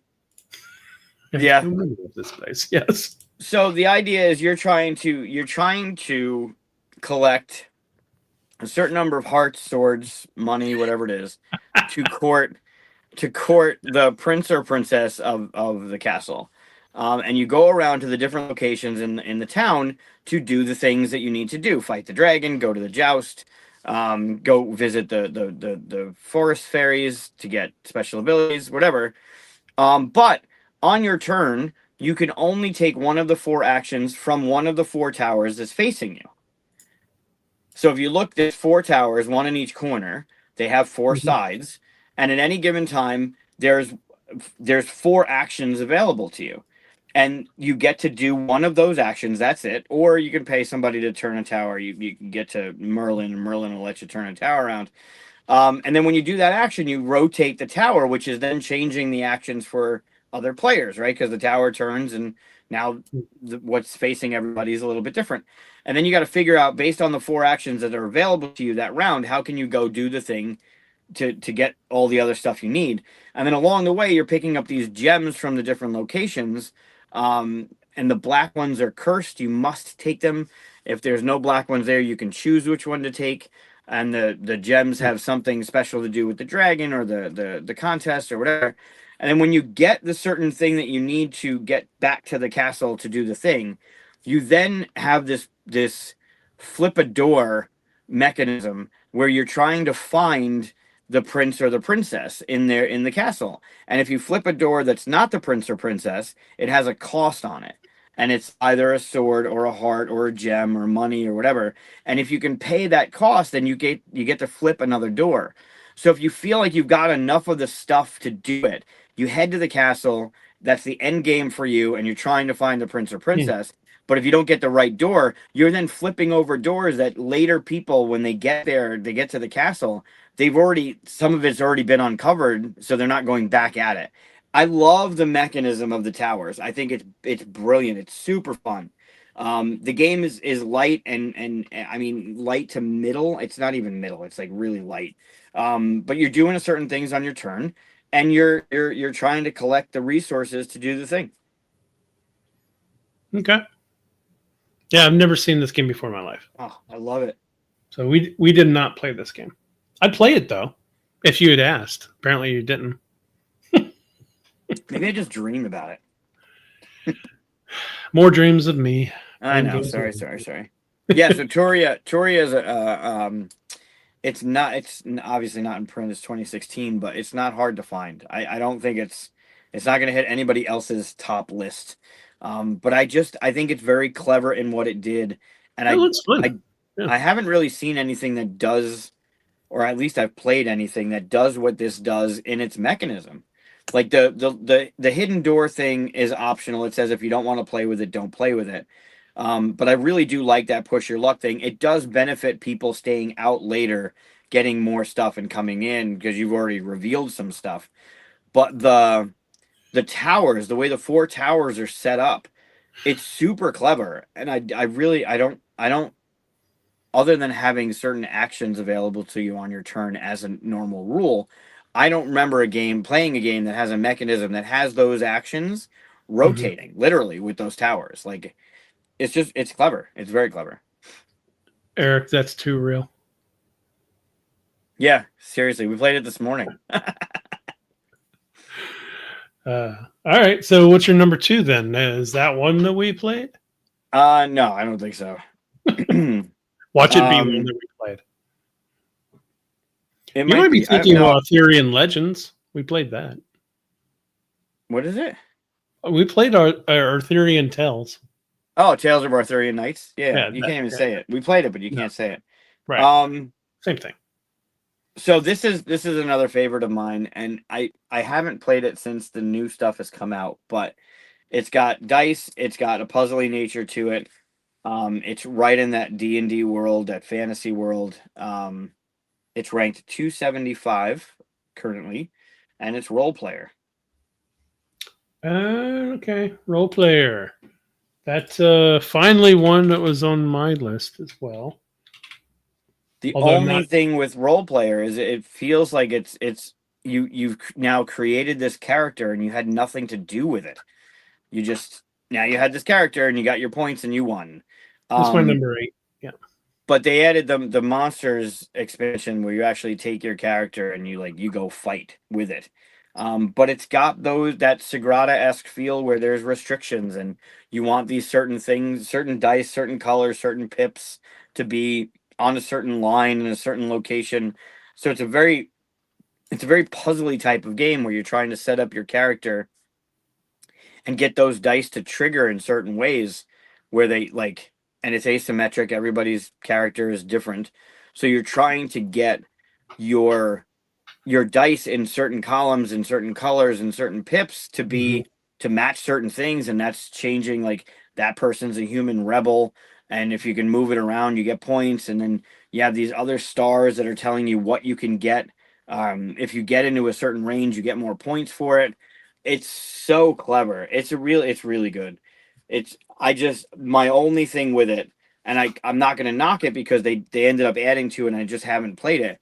I love this game, and it just felt like it to me it fell short because now you had this cool character you made that has these things and these attributes, and then it was like, all right, pack it up, and there was nothing you got to do with the character. So they fixed it I by mean, adding stuff onto it. I heard this complaints when it came out. I never had that problem because, well, first of all, I do play in Pathfinder D&D world all the time and stuff, so I don't feel like I'm missing out on anything. But also, sometimes the fun is just making the character. Sure. And for someone to realize that and then only make that a game, I thought was very clever. So I never thought it needed more than what it is. In fact, I haven't played anything beyond it, and I still like this game very much. But I'm glad there is, and I want to try it, try the extra stuff afterwards. So yeah. Yeah, I love the the initiative, right? Like you want to go first because you want to do the thing, but it's not the right die. You want this die, so is it worth the sacrifice and going third or fourth and hoping the stuff lasts to take the die you Mhm. need? Like really clever choices.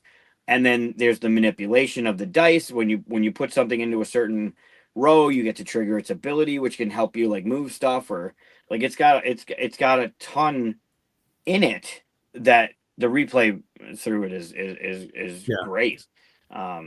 Yeah, I like so that they're role player. playing on a grid map because that's what you use in D&D with minis and stuff like that. So Yeah, it's yeah, fun. yeah, yeah, yeah. It's a fun one. I haven't played any, and the whole role player universe now, right? Like Lock Yeah. Up and Stone Spine Architects, which is I love Stone Spine Architects. That whole world now is super fun to play in. I have Lockup. I haven't played it yet. Lockup's good. Is it? Diaz showed us at I know you weren't there. Um, for that one. But David Diaz showed us how to play that one. We played through that one. We played Okay. that and Stone Spine actually at Gathering last month. Nice. Yeah. So role player, it's still a favorite of mine. Very cool. Okay, then we're doing my number 2. My number 2 has nothing to do with role player. Role player was my number 8. I have no way to segue into my number 2 because it's completely different in theme. So it's Quadropolis. Damn, that was one I picked role player over Quadropolis. Okay. So was that a crossover?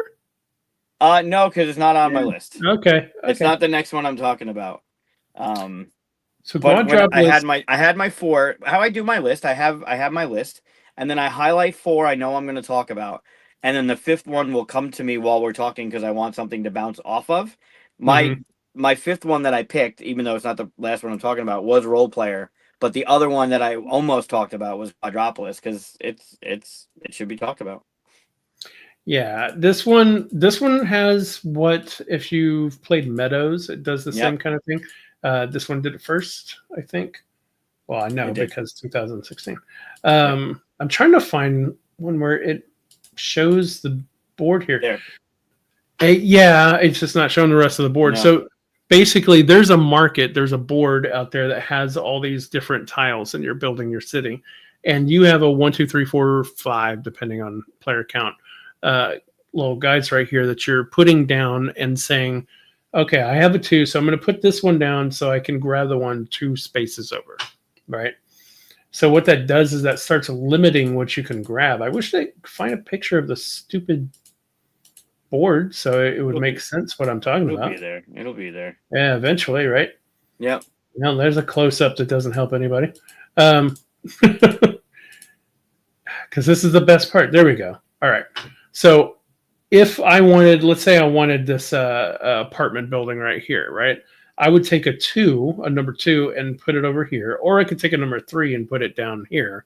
And then I can grab it. But that limits me from my next choices, right? Because then I don't have a 3 to use in other places. So it's really interesting. And other people putting down their choices block that row or column.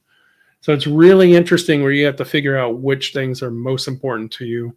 And if you use this, will you have a choice with this one left over and things like that. You can also use it to kind of block people. You come back to your little player mat here and you're building your cities. And the scoring is a lot like other games where it's like, okay, apartment buildings, they score if they have parks next to them or if they're next to the shore or whatever and the harbors, they got to be all together, that kind of stuff there. You also have to have people in certain places to make them work. So you see the little blue meeples, or you have to have energy in some of them to make them work. Sometimes both. Like the shop down here at the bottom corner here, you get points for as many people are in the shop, but you got to put energy on the shop for it to be working. Otherwise, people aren't going to be doing the thing. But it's such a clean and easy game to get into. Mm-hmm. Very pretty. This insert I bring up all the time when we talk about inserts. This is what inserts should always learn from. If you're ever making an insert, go look at this one because this one makes the game playable. If you throw this insert away, you can't play this game as far as I'm concerned. Yeah, because it sorts everything perfectly. Mm-hmm. And you play 4 rounds or 5 rounds, depending on what version you're playing. You can play a deeper game at like 5 rounds. And so each one of these wells holds each round's worth of things. It would be insane to try to play this without that. Like that insert saves this game, makes it awesome. As far as I'm concerned. They did a great job with that. Yep, there you go. So like when it's time to play round 1, you just grab the pieces here. If you're playing with this module, you play with that bit. If you're playing with this module, you play with that bit. That easy. You put them in a bag, shuffle them around, put them out.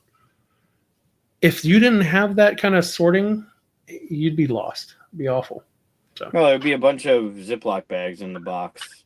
I know, it'd be awful. And you'd have to find which one it was.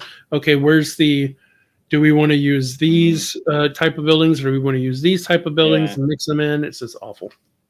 That's a great, there just doing the same thing. That that insert is fantastic. Huh. I haven't seen that one.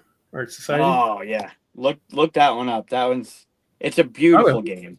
It's the first Yeah. time I saw a dual layered cover, like a box top is dual layered. Huh.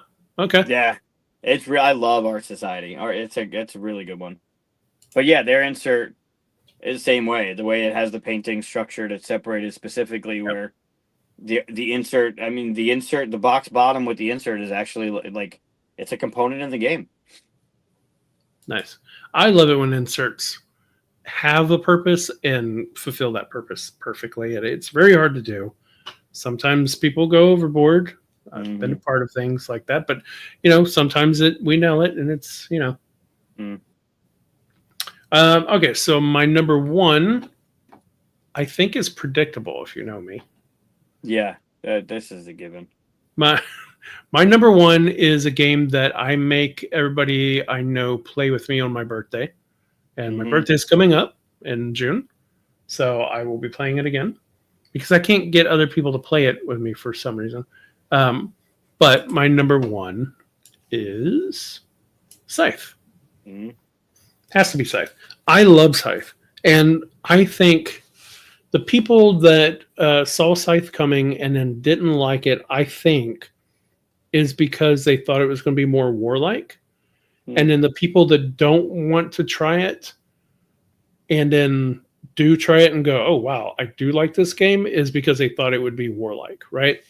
Because if you look at the board, it's got minis, it's got big, don't show the board at all.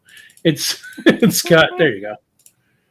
It's got like minis on it. It's got, nobody has their, mechs and stuff on it. And of course it looks like a war-torn thing. So it just looks like a war game, but it's far from that. It's got a lot of, if you're used to the the Stonemaier kind of like stars thing, like Euphoria and things like that, it's whoever gets the right amount of stars. I think is it 5 or 6? Does it change? It's a certain amount. You get rid of all your stars, basically. Yeah, it's 5 or 6. I can't remember. I think it's 6. Well, you got 6. Well, because you could not fight and still win. Like there's two options for fighting, and you don't have to fight, and you can still win the round. Yeah, you could never be in a fight and win. Mm-hmm.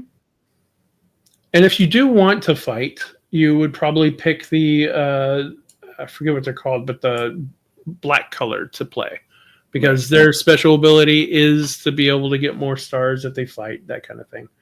And it feels like a different game every time I play. The only time I get to play it besides my birthday is I just play it on Steam. Right. So, yeah, this is great. And unfortunately, you haven't played the scenario based one with Fenris. The story, right? And I have it, but nobody will play with it. So good. Yeah. Yeah, I love it. This game, I love the action selection. So here's one that you have actions, right? And you have a certain amount of actions to pick from, but the only difference is you can't do the same one twice. So you have to move to another action. Where I was talking with Turia earlier, like you're limited to what's facing you, and that's gonna change it for other people. But I love that about this. I love that you got to try and plot out. All right, well, I'm gonna need to do this, so I can't do it this turn. I got to move off it. That action selection is fun, and then getting the cards that give you the slots, like that's great. There is a faction that lets you select the action that you already had previously. Right. At first, I used to play that all the time, and then I realized that not having that limitation was less fun, oddly enough, because it makes you you get on your toes a little bit more, like you plan a little bit more whenever you have just a little bit of limitation on your actions. Right. I thought that was pretty interesting. Is there at least Cold Wars with some bluffing in this, or is it not present? No, not really. I mean, what it really is you're trying to hit certain scenarios to let you get rid of stars, right? So one might just be like build all 4 of your buildings. Mm-hmm. Well, you need to be present in certain places to build those buildings. Now, you might go out there and go, okay, I'm going to go to the iron spot so I can put my old workers out there. And then next round, I'll be able to put out a building. And then someone comes along and takes that spot. Now you can't put down the building, you have to pivot or something like that. But that's such a rare occurrence. Like it happens maybe once in a game, maybe twice if you have a very aggressive other player. Um, it really is more of a Euro, I think. But if you want to be that aggressive, you can. There's the hidden dial too, right? That's you're wagering cards or something blindly in a fight, and it's not necessarily a bad thing to lose sometimes. Not like Blood Rage where Right. you want people to die, but it's not necessarily an Right. awful thing if you do lose because you retreat and you move, you get an extra movement out of it. Like there's a strategic reason for doing Oh, that there as they are. well. But Yeah, so the combat is interesting. You have this little dial. Throughout the game, you build up some power, right? I think you get up to 18 power if you want by doing different stuff. And whenever a battle happens, you decide by this hidden dial how much of that power you're going to use. So people can see how much power you do have to spend. And then you go, okay, I have 4 power. I'm going to use all 4 power. And then you can take a card, and they don't know what card you have, but it ranges between, I think, 1 and 5 or something like that. It's been a little while since I've played, obviously. It's been over a year. Um, but or just under a year. But you take that card, you put it with it, and if you have more than one mini, you could put more cards in there, and then you all reveal what you've put in there. So you could just go like, yeah, I'm not putting any power, I'm not doing anything. You don't lose anything. And whenever you lose, your people just go back to your start. You don't actually have to rebuild them. So yeah. that's why it's not really a war game, but this is probably the first game that made me realize they also have some really cool metal mechs that I'd love to get. This is probably the first game I realized where there's an interesting thing about what you are promising people with your box cover and table presence and what they're actually getting as a gameplay. Mm-hmm. And this is one of the ones that just it doesn't line up perfectly. So sometimes you have people that don't get the war game they thought they were getting, and some people that don't play the game that they would really love because they think it's a war game, that kind of thing. Right. Yep. Yeah. Huh. Oh, interesting. Yeah, and this game almost rewards turtling. Like everybody just kind of does their own thing. But it also helps if you're going to be aggressive, you can really tear into people if you need to. Yeah, and some benefit from it, and some you don't want to do it because it's not strategically sound for you to do it. But there are multiple ways to play, and they all also like all the factions have their own special ability, and you also have a industry like a factory tile that has its own special ability. So you always mix them up, and then you get 2 different special abilities working together that are different every time. So right, yeah. Except there's one combo that's supposed to be broken that you don't play with, and it is really good. So it's the only one I play with. I mean, I have played it on the Steam just because I'm playing against AI, and it's ridiculous. You just destroy with it. So. But that's a good one. I definitely enjoyed this one. I think the Fenris storyline, if you can play through it, I think there were 10 scenarios. It's definitely worth it. It's well worth it. It adds a lot more to the game, especially if it starts getting a little bland for playing it over and over the same way with whatever factions, but you're always doing the same thing. Fenris really, it does stuff. It's cool. Cool.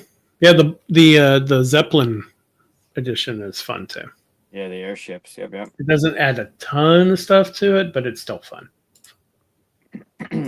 That's my number one. A good one. What you got? All right. So this one, it's ranked number 80. 80. Scythe is 19, by the way. Yeah, 80 on BGG. And I think the production value is through the roof. The gameplay was super fun. I was not familiar with the IP Oh, when I was about to say, was it Star Wars? No. not Okay. Star Wars. I was not familiar with the IP when I played it, and come to find out that I do like the lore and the IP. It's Mechs vs Minions. Oh, okay. It's a big one. The box is big, but there's unlockables in it. It's scenario based. It's got a little bit of programming. The minis are beautiful. Um, it's got like some threat management to it because you're just trying to figure out how the hell are we going to get this thing to work. Um, it's yeah. I wish those were painted. I think they need to be painted. But it's a That's your job. beautifully done game. It's gorgeous. And it's pretty simple in its execution. Like the way you play the game, the way the things work is it's pretty straightforward. You have a thing and you got to do the thing. Like that's your goal, and you got to get the thing to happen, depending on what scenario you're playing. Um, and then, like I said, there's some stuff in the game that's like it's hidden. You're not allowed to open it until you get to a certain thing. But it's in the League of Legends universe, which I Yeah. was unaware of. Um, it is a little bit harder to find, and it can be pricey, but I think it's worth it. I think it's worth hunting down and playing through it. If you know somebody that has it, play the intro scenario and get how it works, how the grid works, how the programming works, how that all happens. But it's a beautiful game. Yeah, I'm pretty. That's funny. People put little minions in there. Oh yeah. I'm sad I didn't get it because at the time that it came out, I was not I didn't play League of Legends. In fact, I still haven't. Um, but I didn't know anything about the world and stuff. And of course, now I'm a huge fan of Arcane, which is a series that's in that thing. Highly recommend that. Yep. Um, and I still haven't played the game. So yeah, from Arcane. There you go. Yep. Same world. Yeah. Same world. And Um, I had no idea. I have no idea. I still never played the game. yeah. The The League of video game. Legends. I've never played it. Yeah. But I loved it. I think the characters were great. I love Yeah. the production of this game. There's a lot in this that just it works really well. Yeah, and I want to have this game now just because I love Arcane. Arcane would be in my top maybe 5, definitely 10, top 10 series of all times. All time. Yeah, All it's time. great.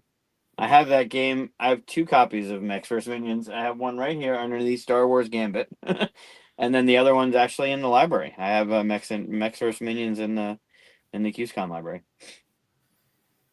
That's too bad. You bullied them? I'm guessing you mean like backers and stuff like that. Oh, Well, that's interesting if that's the case because my number one that was Scythe is also the game that Stone Mayer decided, yeah, I'm not doing crowdfunding anymore. A lot because of having to deal with backers that were just almost abusive in some of the ways it, and if you've ever run a campaign that has a lot of backers like that, you know how that feels and stuff. But yeah.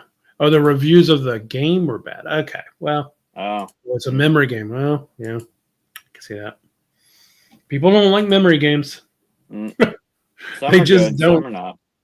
I've made a memory game, and I was like, nobody will want to play this, so I just got rid of it. No, this one hunt down. If you can find a copy for pretty, I mean, you probably shouldn't spend more than $100 on it, I would say. But I Well, I mean, the remember when production it came value, out, it was cheaper than it should have been because 100%. the video game company was just like, we don't need to make anything on this. Let's just make a game. Right. So it was crazy. But yeah, I should have gotten it. I Yeah, forgot it's that. still holding an 8.0 on BGG this almost 10 years later. Wow.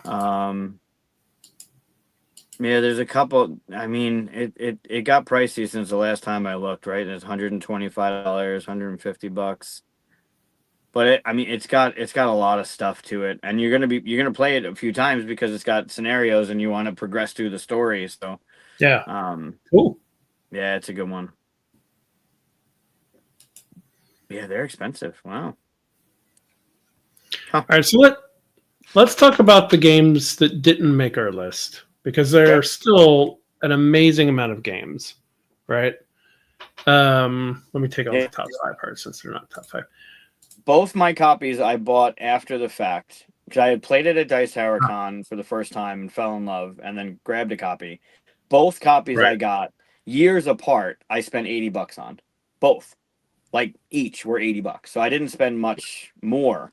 Um, but yeah, that game is well worth the price with the pre-painted minis and the scenarios and the amount of stuff that's in it. It's a quality production. All right. So I mentioned before that there are three. I'm slightly out of focus here. I just realized I have three games that I know are huge hits that I'm surprised. Well, I'm not surprised, but people might be surprised that weren't on our list. And it's not on my list at all. I know one of them is yours. So you want to go ahead and Yep. say that one because people are gonna. I'm not even gonna utter the words. I don't hate it. You hate it, I believe. But terraforming Mars is not on our list. Yep. The reason for you is obvious. I think you had a bad teach. 100%. That's not too fair to the game. Like I had a really bad teach with brass, and I've come to the conclusion I need to play it again to reevaluate. Right. So, But um, the bad teach will ruin a game for people, and I get that. My problem with the game is that it favors people that replay it. So if I that's don't definitely play it true. as much as you, I am then I have less of a chance of winning because you know what combos, you know how to react to the cards that come up, and I don't. If we play the same amount of times and I lose, then it's me. I'm not learning. I'm not playing well. You got the card before. Like I get it, but if I'm coming to the table as and I'm an experienced gamer, I feel like I can pick up on strategies pretty quickly as Right. they come up. If I don't know the deck as well as you will win every time. And it's That's true. extremely unbalanced. The dice version, I played it. I enjoyed the dice version. I would play that again. I haven't played that. Terraforming Mars, I never want to get back to the So table. And it's not because of the teach, it's because I don't I see what it's doing and I didn't Arc Nova, I liked. This one, not so much. I'll agree with you that everything you just said in there. However, I will push back a little bit on the teach because in games like Terraforming Mars, if I'm the one teaching it, I also teach strategy with it. Sure. If I see somebody going for microbes or whatever, something like that, I could be like, there's only like 5 of the cards of those in the deck. You might not want to do that. Like Okay. I'll say stuff like that. I'll say you totally can if you want. I'm just warning you. I wouldn't because of this and this and this. If you don't have a teacher that's on top of stuff like that, especially for games like that, and it's hard to do that, but I don't know. It's part of it. I'm Yes, but you're gonna have to teach me all 180 cards in the deck for me to understand the combos of It's stuff. not that bad, but I mean, all your points totally fair. I'm not saying you're wrong about that. I'm just saying a good teacher could have Sure. lessened that kind of. It's like teaching root and only teaching me my role. I can't play the Right, game unless I know what you guys are doing, so I can strategize and react and do whatever I need to do. If you only teach me my role in root, cool, I know how to play my character. I don't know how to react to what everyone else is doing, which right. is why you need to know all the characters and how they work. Yeah, Which, unless you're teaching me all the strategies in that thick ass deck of cards, that's like Red Rising and telling me all of the factions and who works with who, and oh, you got that card, you need to look out for this card. There's so much in that deck that rewards replayability because then you see the cards and you know yeah, what will work and what synergizes. And oh, maybe I don't want to do that because I've already seen 2 of the cards burned, so maybe I don't want to go that route. But unless I know all the cards in that deck, I will not be able to compete with yeah, someone who does. yeah. And you mentioned Arc Nova, which is Is that right? Arc Nova? Yeah. Mhm. You mentioned Arc Nova, which is to me the better version of the Terraforming Mars because 100%. they simplify things to a certain degree that even coming new into it, again, with a good teacher, it's going to be very good. But you can at least say, hey, here are like the 10 things to look out for. There's 5 types of animal. There's 5 Right. places that you can get them. And that's kind of what you want to stick to going. You want to go for birds? Cool, that kind of thing. Cool. In Terraforming Mars, it's so all over the place. Like I said, Mhm. you might pick one category, go, oh, I get this one cool card that says I get points every time I get, this type of card. Mhm. I'm going to do that strategy, and then you'll never see that card again. And people who play that game know not to do that because there's only 5 of those cards in that whole big deck, right? That kind of thing. Right. And Arc Nova took it one step further. Kind of like what we did to freshen up Mission Control. We had that little pack of cards that can make it harder for you because you've played the game so many times and keep it nice for people that are playing it for the first time. Arc Nova gave you the different layout. So if I'm Mhm. playing the game for the first time, I can play the easy map or the easy zoo or whatever Sure, they call it. sure. And you can give yourself the harder version. And cool, if you win, awesome. Like good for you. You rocked it. You did what you got to do. But at least it keeps the scales even for people that are new to the game but have played it a bunch of times. Where Terraforming Mars just doesn't have that. And I'm sure a good teach does make a difference, but unless it's a 40-minute teach to go into all the different strategies of that game, you are going to house me every time. I don't necessarily mean in the teach you have to teach all that. I just mean along the way. I Yeah. still in games like that. And I will ask if you want me to, but I will kind of be a guide a little bit, even if it hurts me as a player. I'll be like, hey, take note that I'm doing this because this probably tells you that I'm going to do this and this. So I'll do stuff like that just for new players. for me, if you were doing that for me, I would feel more like you're quarterbacking the game and you're telling me what to do on my See, turn. and that's why I said I ask Right. Right. sometimes, like, do you want me to give strategy tips and stuff, or do you Right. want to just discover it yourself? Some Right. people go, I'll just discover myself. I'm like, all right, cool, and I'm Right. free, and I don't have to do that and stuff. Some people But appreciate it, and for a it's first time through the game, I don't expect to. Some games just click for me, and I'm fine. But most of the time, I'm playing a game to learn and be like, "Oh, I could have done that better," or I get to the end of the game and it's like, "Oh, I want to play that again," because I see what I did wrong, or I can learn from what I did, and I saw what other people were doing. That game, it really wasn't about. I mean, for me, at least in that experience, it wasn't about the teach and it being a poor teach. It literally just presented itself as, the oh, game. I'm never going to win if I play against people that play this game. Because I Fair. can't, unless I play so much that I can get caught up. Then I know the strategies, but I'm not going to play that Yeah, game a dozen times in order to play it once and compete. It's not going to happen. right. Like Race for the Galaxy has that same issue, but it's a much faster game. Absolutely. So you could play it a lot more and learn Yeah. it just as fast, right? Yeah, but by So, the second or third playthrough, you're like, okay, I get it. I know right, what I should be doing. Where right. terraforming Mars, you got to go through like, and maybe you get it by the third time, and you see all the cards at least. But like Magic the Gathering, you got to really play the shit out of Magic the Gathering to really understand how the common cards can really make a difference Yeah. with the mythics, and the rares because they're these great combos that you don't know unless you're either reading forums or you're playing the game a lot, or you Let have a me lot of ask money. you, yeah. Let me ask you about a Great Western Trail. Again, runaway leader. Never want to play that game again. That's my biggest problem with it too. It Yep. has a runaway leader problem. Yep. And I know a lot of people that love the game that will admit to it as well, which is why I really like Maracaibo, same designer. It fixed the runaway leader for me because Right. people get to catch up and that kind of thing. Right. But I mean, people still love this game, which is Love it. great, awesome. And it has a re-release, and I like the art of the re-release than the version I have. But Well, it's got um, an expansion too, right? Like the base yeah, game, the original had an expansion, and then they and redid it. they've I'm created curious what other they added. games in the same world too that Yeah. do something else. So that's pretty cool. Yeah, I know. I play again. It was another one I played once, and all of us were. It was the first time playing it, but like halfway through the game, we were like, we're never catching them. Like, there's no way they're getting back to town. We're halfway through. Like, there's nothing that's going to help us ramp up to Right. catch up. And we had to sit there the rest of the game just like, well, I guess this is fun. We were not happy. Yeah. That's right. Oh, there's Um, 3 angry men on the cover. Yeah, yeah, yeah. and here's one. Well, we're going to lose subscriptions. I don't think Feast of Odin is that great of a game. Yeah, it's fine. I think it's okay. It's just okay. Yeah.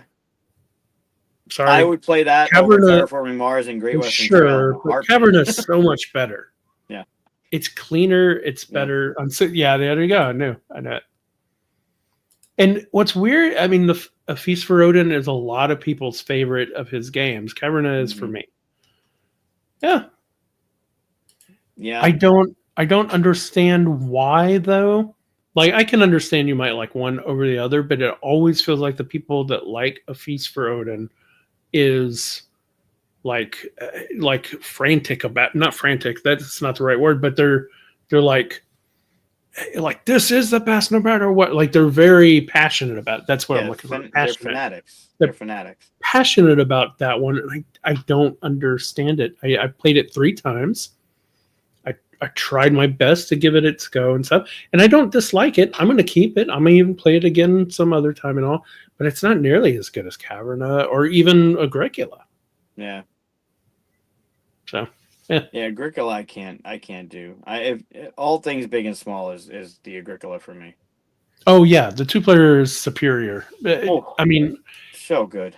It concisely cuts it down to be so much better. I mean, 2-player in that kind of thing, you don't wait forever and everything. Yeah. Right. Yeah, Feast for Odin is it's big for no reason. Heck out of seas. Yeah. I don't get it. There's a lot of other great ones. I almost had for my number 6 was Yokohama. Oh, Yokohama's big, and I had the TMG version. I don't have the new version. That I like the artwork on the new version and stuff. Yeah. I don't know if they've changed anything there. Let's see, Star Trek Ascendancy. I know you're not a big Star Trek fan and stuff, but this is an amazing game, especially if you're into, say, maybe a 4-hour game of playing like your own empire and you have your own abilities and how you function and stuff like that. Because you could play Romulans while I'm Klingons and their Federation, that kind of stuff. Yeah. Crazy enough, neither one of us did the Star Wars Rebellion.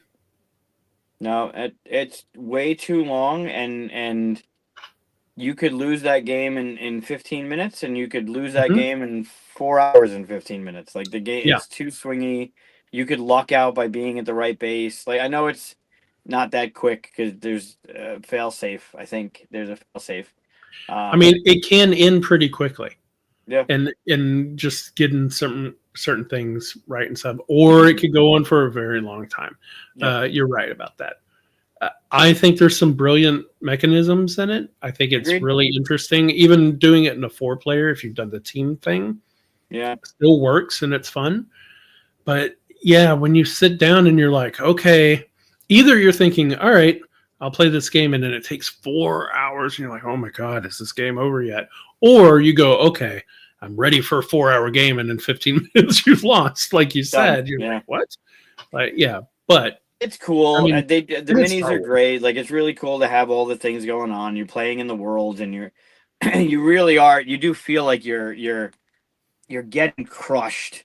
But yeah, it's too swingy, and then it's just too long. It's too long. Tyrants of the Underdark came out this year, which is like the best one of the group. Yeah, that's a hidden gem. Yep. Yeah. Yep. Great deck builder. I almost put that instead of Clank. Yeah. The only reason why is it has area control, like contentious area control. You take back spots, which isn't my favorite, but I love the deck building portion of it.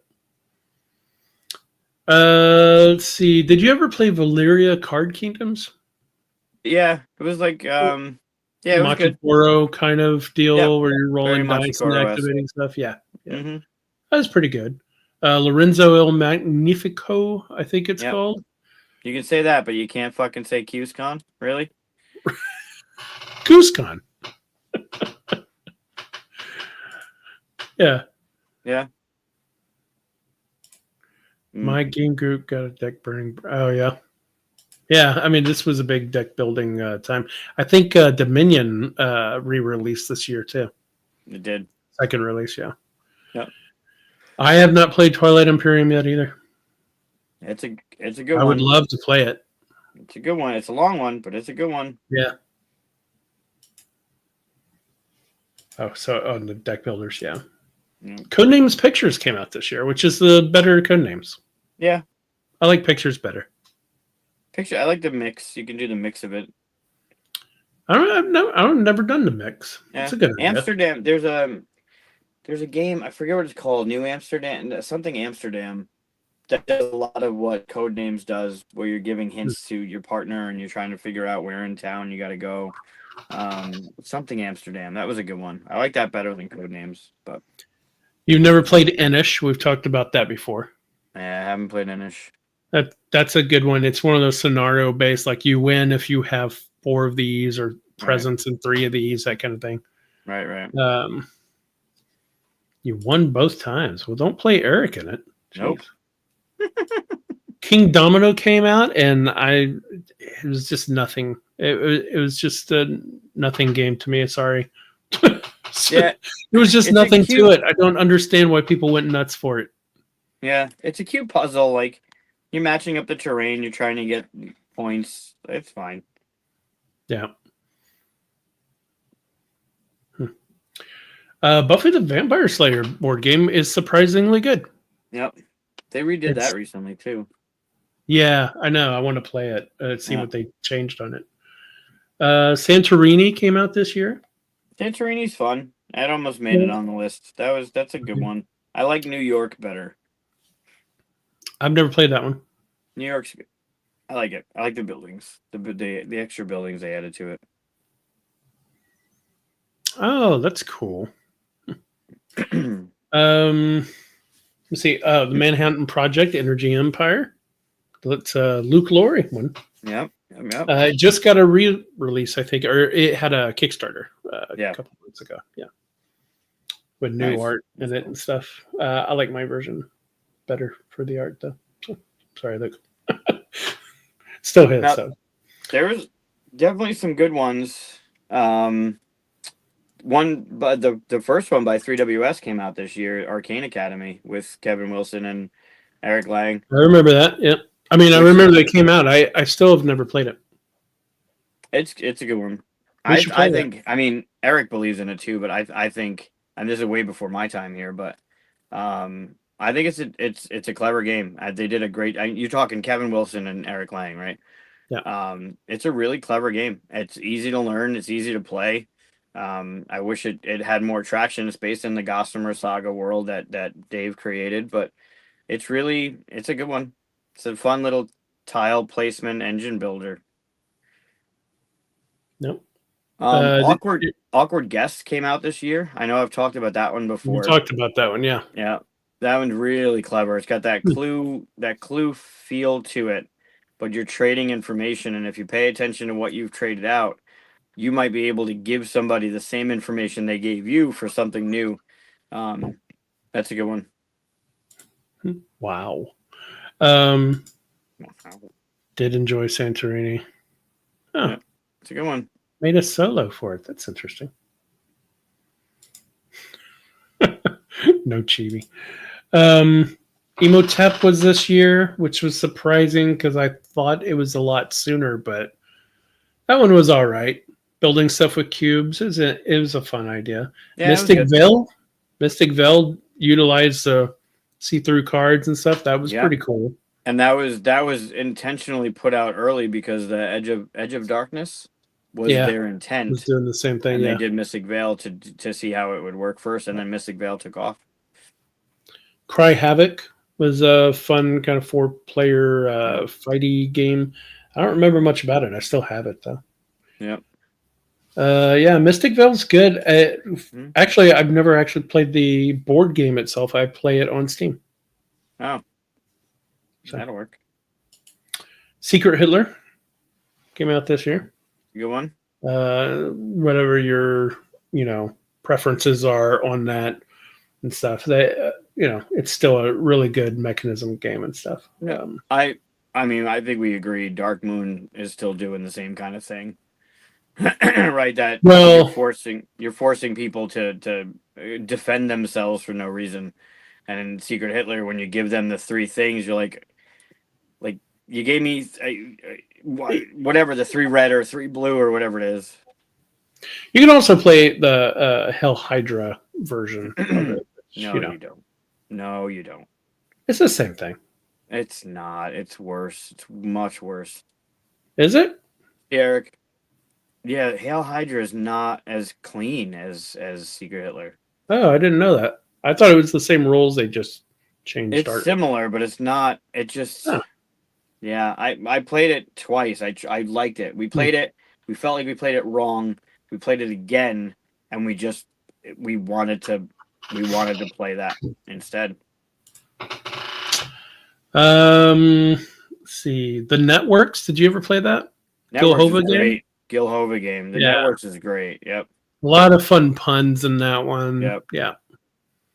Let's see. Via Nebula was a Wallace game. It was the first space cowboy game that kind of faltered for me. Yeah. Like it was okay. I wanted but that to be better. Yeah. Mm-hmm. I think Dream Home came out this year. Wow, that seems like it wasn't that long ago. But Yeah. you ever played Dream Home? Where you build the little rooms and stuff. It's a cute little game and all, but it's had something fun with it where like it had like hidden. I think it was like kids hiding in the house, and you could you got extra points for having the tiles that had them hiding or something. Oh, yeah, no, I never played that one. Yeah, it's a clever little game. It's a nice. I'd call it one of the cozy games. It's a cozy game, yeah. Yeah, Seafall. I was surprised to see it ranked so high. It's still because that game got shit on hard. Yeah, and it's still ranked pretty well considering all the hate it got. Fabled Fruit. Did you ever play that one? Mm-mm. That's a what's his name? Power Grid guy. Friedman Freeze. Yeah. Of course, it's green and all that stuff, right? Mm-hmm. Mm-hmm. That was it was the one where it changed every time you played. Like you played with certain cards, and then in the game you'd lose some and you'd gain new ones that you haven't had in previous games. So it's a legacy thing, but it was a real simple card game. So it was interesting to see new things come up. Oh, I didn't know that. Yeah. Master of Orion, the board game, was unfortunately not like the video game that I grew up loving. Yeah. They just slapped all the video game artwork onto this like kind of card game that was okay. Yeah. Flow of History was a Kickstarter I was excited about, but kind of went eh. The Game of Thrones Hand of the King. Did you ever play that game? Nope. Never played that one either. It's just a card game. It's just a card game, and it has the Game of Thrones people on it and stuff. Yeah. But the artwork for it is real like clean and cute. It's like a cartoony in a way. Oh. But if you're a fan of the show, you'll know all the people and stuff, but you don't have to know it. It's just a way of like keeping factions and stuff like that. But yeah, that's all I got on it. I have Ice Cool that we didn't talk about yet.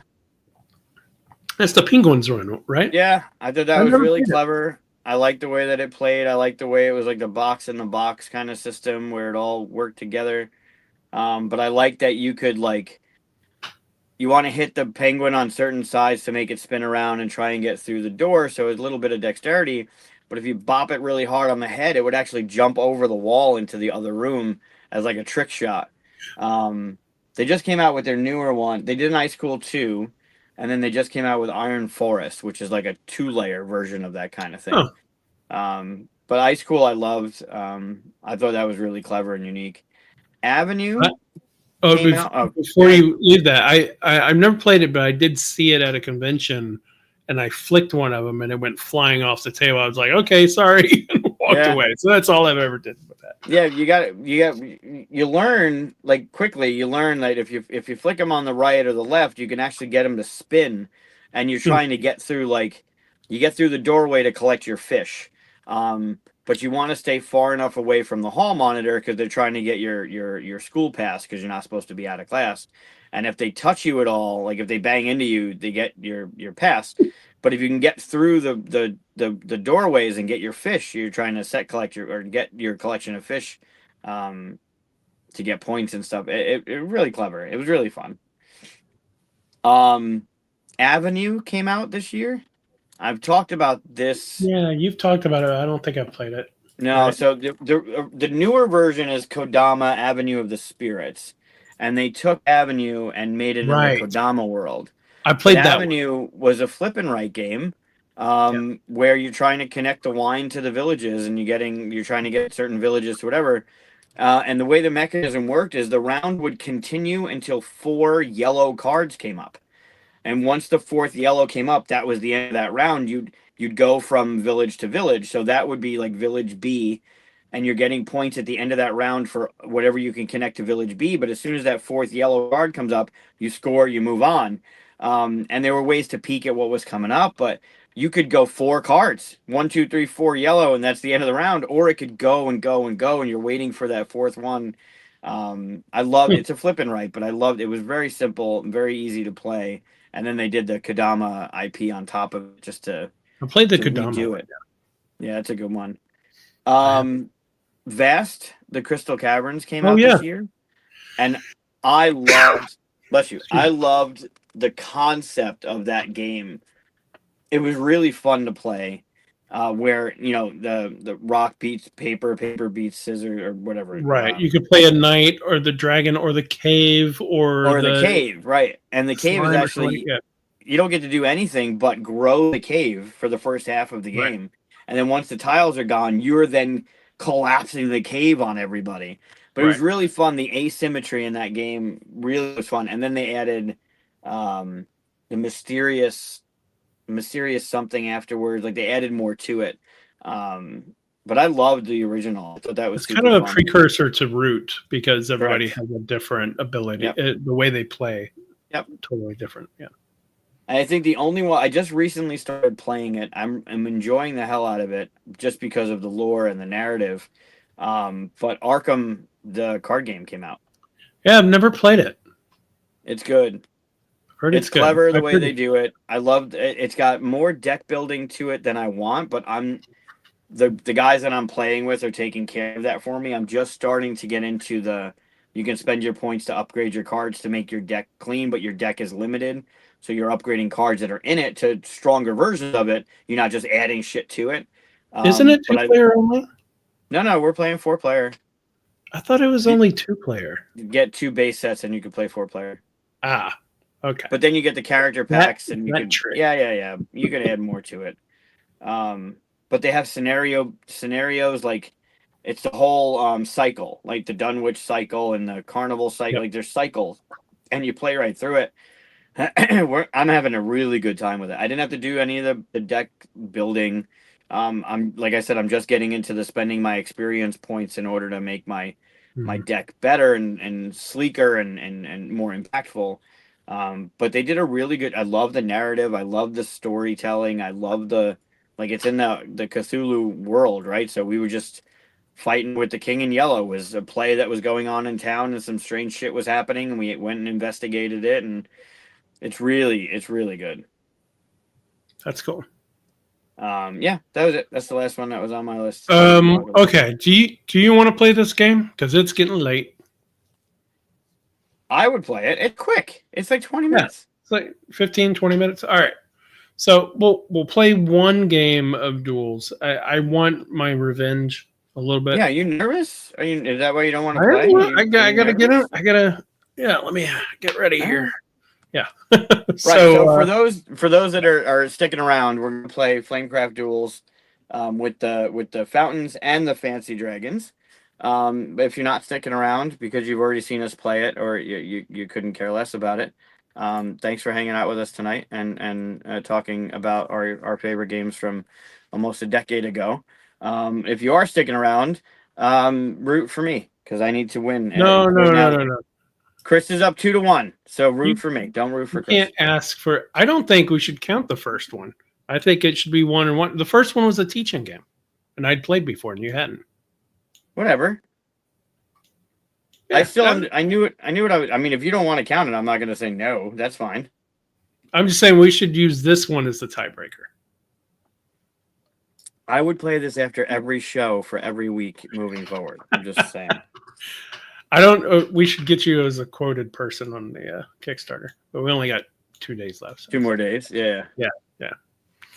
All right. So, basically, we're gonna draw tokens from this bag, and then place them, and each token has its own special ability here. Put it over here. Has a special ability. When you place it, you get to do that special ability. We'll show you as we go. We're playing with some extra bits to it. So, and then you're trying to fill out cards, right? So, like that card right there, I want to get 2 of those types and that one there. We're trying to make that row happen or that side. So we're playing with the fountain, which is going to be a thing where if you get 4 in a row, like these 4 iron ones, this is an iron one right here. If you get 4 in a row, you get to claim this card. It's worth 3 points, which is usually there are 3 points or 2 points, these cards. And you get to take the fountain and squish a group and take one of them yourself. So it becomes like an impediment. A block. It blocks. So we're also going to play. That's how we played last time. We're also going to play. We have these coins, by the way. We can spend to draw more cards and discard cards in case we don't like our cards. And they're worth a point at the end of the game. However, we have fancy dragons that we could play with. So let me show what these fancy dragons are. So I'll put them out here. I should have flipped them out ahead of time. So we'll take a look at them here. So what's going to happen is you're going to pick one, and I'm going to pick one to play with. Oops. We got 8 to choose from. So we could play with Trinity. Each player begins with 3 cards instead of 2, and you basically have 3 cards the whole time. That's a fun one. We can play with Precious. The little symbol right here means that you can spin those coins. And if you spin a coin, you can return your dragon that you haven't placed yet into the bag and search for the bag for the dragon you want. It's pretty powerful. That's pretty good. This one is whenever a coin is spent, you flip it. If it's heads, you keep it. Tails, you discard it. So the trick with this one, though, is at the end of the game, they're worth 0 points, but each player with 0 coins gains 3 points. So you're trying to get rid of the coin while also trying to keep it so that you can use it more. Yeah, it's a tricky one. Oracle, play with 2 cards from the deck face up at all times. Whenever a player would draw a card, they may draw from a face up one. So you get 2 that are face up at all times. That one's all right. I think that one it makes me think too much. Some people like the choices and stuff. I don't want all those choices. Spinning the coin, you can draw a card. If you can score it immediately, do so and draw another card. It's kind of cool. Spinning a coin, move a dragon on the board to any other space. It's kind of like using a red meat dragon. Spin a coin to pull 2 dragons and place one and fire it. That's kind of cool. Get a choice. Yeah, that was pretty good. Buddy, at the end of the game, at the beginning of the game, put the buddy token. That's this guy right here. Put him in there, and he's a wild, basically, for scoring cards. That's pretty cool. So you're going to pick one of those that we're going to play with, and I'm going to pick one. And then we're going to have those 2 rules. We're going to play. Can't just shuffle and draw 2. You're supposed to pick. I mean, does it? Pick your favorite. Precious is good.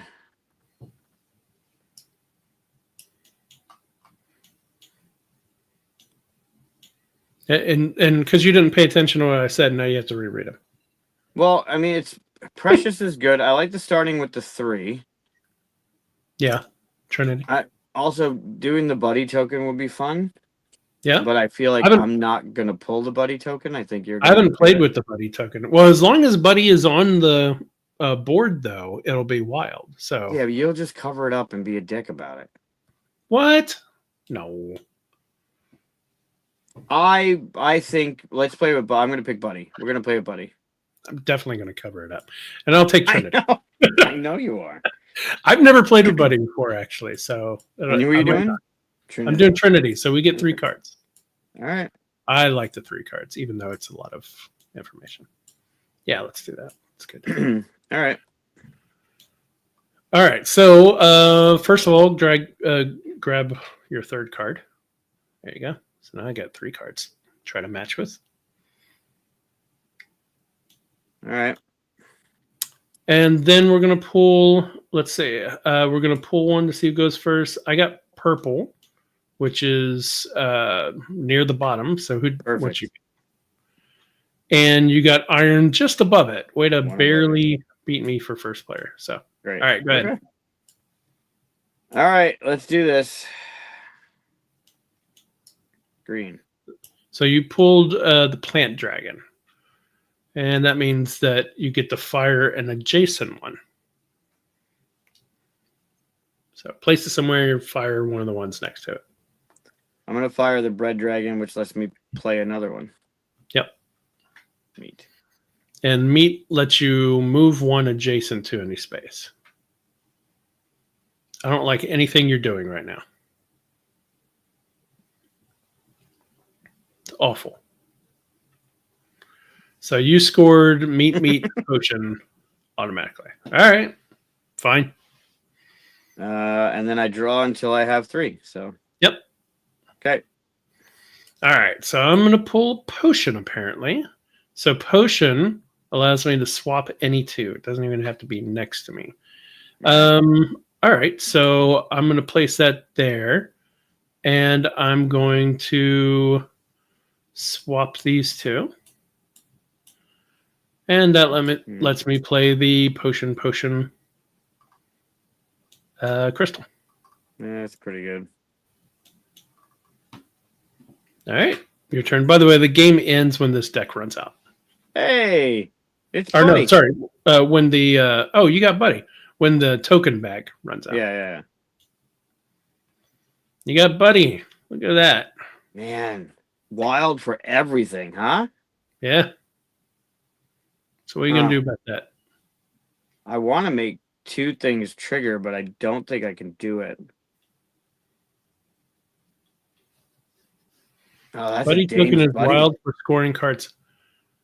Buddy's dangerous. So actually, I do have a question. Actually, the Buddy token is wild for scoring cards.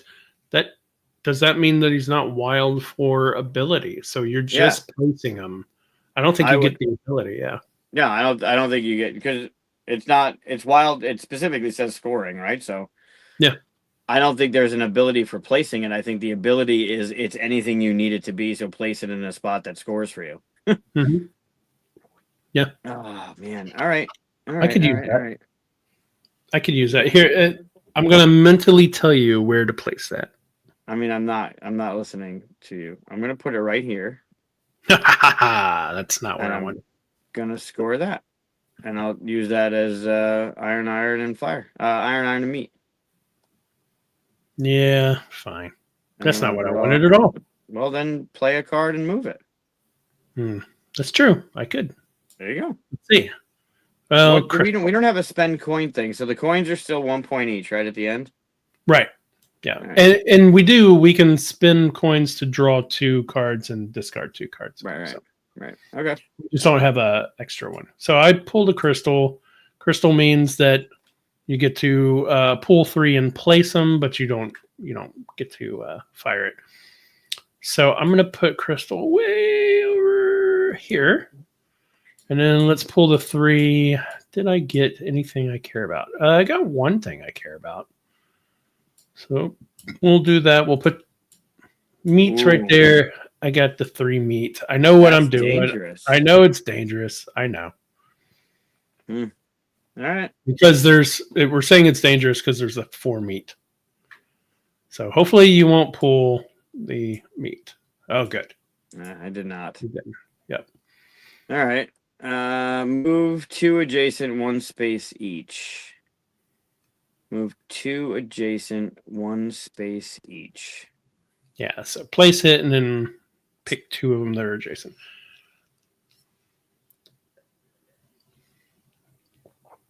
You can, in fact, even move it on top of the iron dragon that you're placing. Right. Man, how do I make it trigger? Oh, I still have the 1 up. All right, so let's put it here. Which Messing up the fountain. Wait. Well, yeah, I don't want you to get it now. That's 3, right? Okay, because it can only be 3 high, right? Yep. And then I'm gonna move 2 adjacent, 1 space each.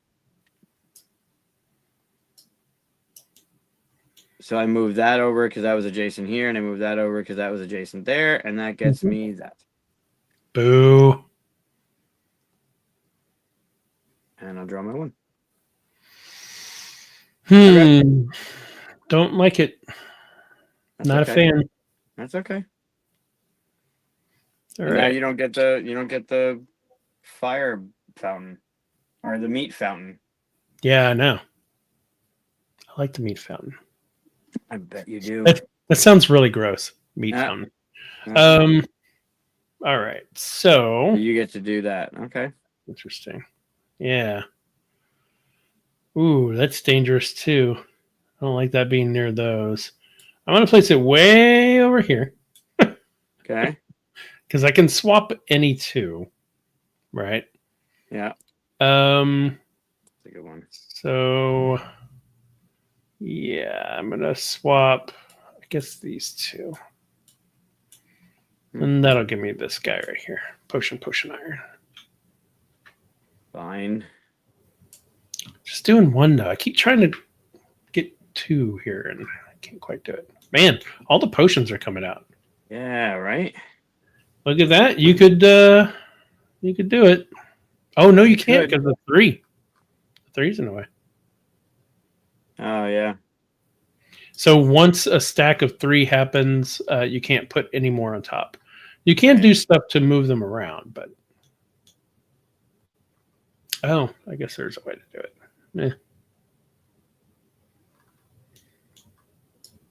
How? There's no way to do it. Yeah. Because it's just swap. It's swap. It's not move. Yeah, it's swap.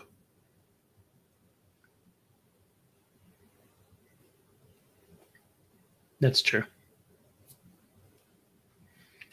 And you're talking about, what are you talking about?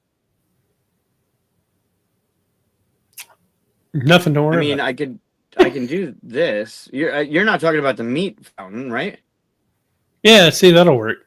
Yeah, there was more than one way to do it. No, that's not what I'm grabbing. Grabbing this. Yeah. Swapping that. Right? Yep. So you got the potion fountain. Yeah. Potion fountain's got to be the easiest fountain to make. Right? Maybe the meat one is pretty easy. Because are you taking away the fact that I just made the potion? No. I'm just analyzing it. Well done. Okay. Okay, now you got to put the fountain down. There you go. Oh, right. And that's going to block. It'll be a block, and you'll get to take all of the pieces that are there, pick one of them for your next turn, and put the others left back in the bag. You could also just put it on the blank spot if you want, but I don't know why you do that. So No, I'm gonna take these, I think. Well, you get one of them. Right. Well, I'm gonna put it here. Mm-hmm. And then I'm going to decide what I want to do with these. Right. Which I want that and that. Okay. All right. Interesting. Interesting. Well, let's see what I pull here. Green. So I can fire anything I place next to. There's got to be a way. Okay, there is a way. There's a way. Okay, so I'm going to put green right here in the middle. Mm. And I'm going to. You're getting green too. Hold on. I'm not going to put there. I'm put green way over here. And I'm going to. Oh my God, that's worse. Why would I do that? Sorry. I'm going to put it right here. Try not to set you up for a green fountain. And I'm going to select red. So the meat's ability is move one adjacent to any space.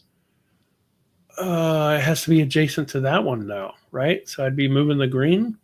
That doesn't make any sense. This is brutal. Okay. I just want to move one thing.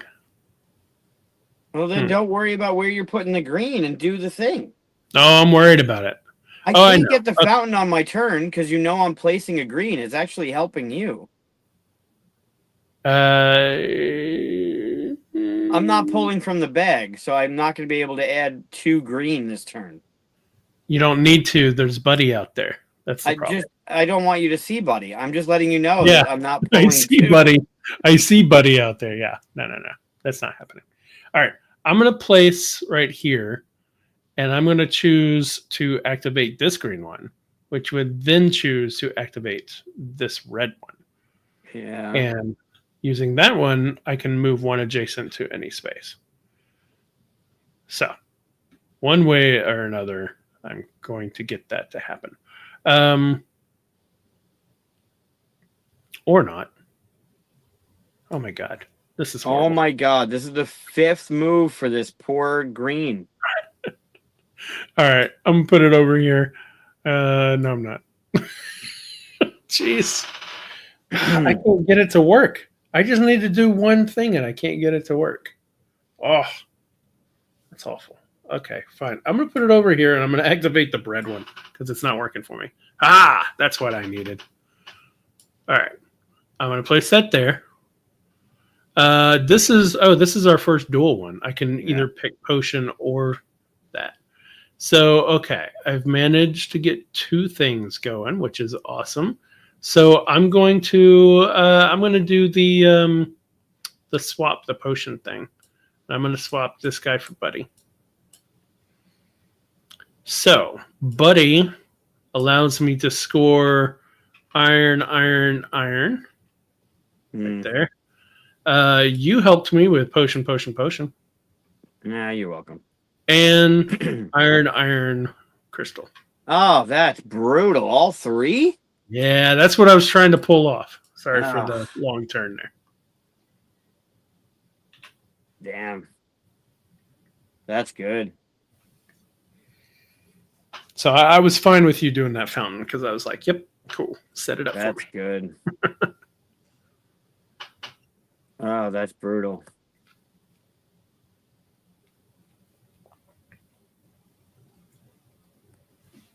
All right. Well, you got to plant one now. So. Right. You move too much stuff. Yeah. I mean, I can't complain about your long turn at this point. So. Yeah. Your turn's taking so long. I know. I'm so bad at things. That's brutal. The green one is the one that makes me think the longest because you basically have every choice on the board. Yeah. And then you have to consider what that choice does on the board everywhere. Yeah. That's why I was just like, okay, I give up. I'm going to activate a red one and draw again. Yeah. Worked out for me, though. All right. If you had just not done that, that would have been great. That should be the quote on the Kickstarter, Shit. or that. I don't think we could put that as a quote on it. No, probably not, huh? I do like Buddy. Buddy makes fountains easier. Yeah, Buddy's helpful. That's for sure. I didn't get a single fountain last time we played. Maybe I can get one this time. That should be part of my goal.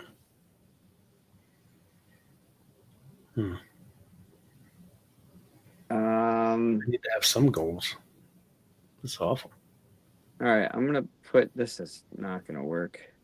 I'm gonna put this here. I'm gonna fire this as an iron, which will let me move 2 adjacent, 1 space each. I'm gonna move this, and I'm gonna move this, and that'll give me this. Because Buddy will be a bread. Okay. But that's it. Okay. Yeah, that's brutal. All right. Ugh, Okay. Let me see what I got. Ooh, I got another duel. Ooh, I got another duel.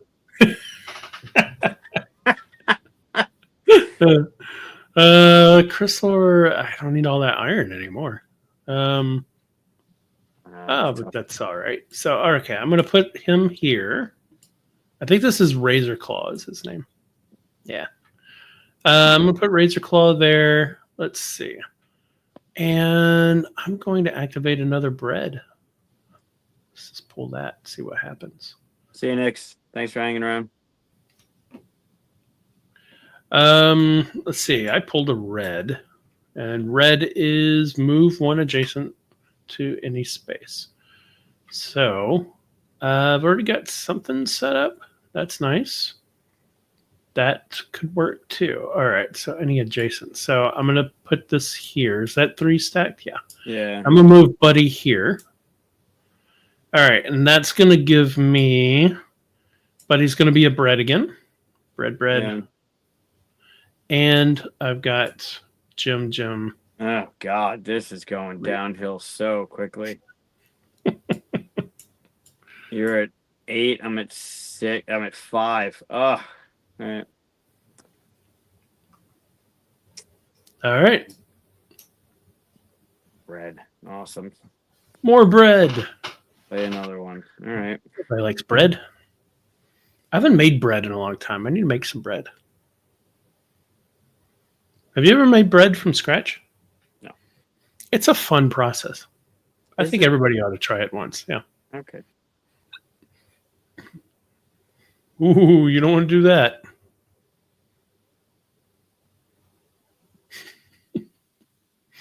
More meat. Meat with bread. Works. So the meat one, that one lets you move 1 adjacent to any space.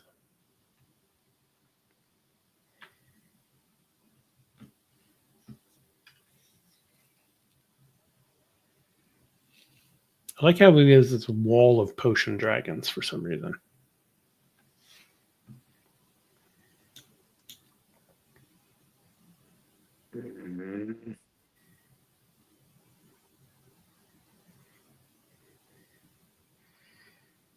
If you could just put that meat where I need you to put it, that'd be great. Don't ever say that to me ever again. I know exactly where I want you to put your meat. That's great. Is that better? If you could also never say that sentence, that would also be great. Oh, God. Move 1 adjacent to any space. There's so much worse ones in my head now. I'm going to stop, though.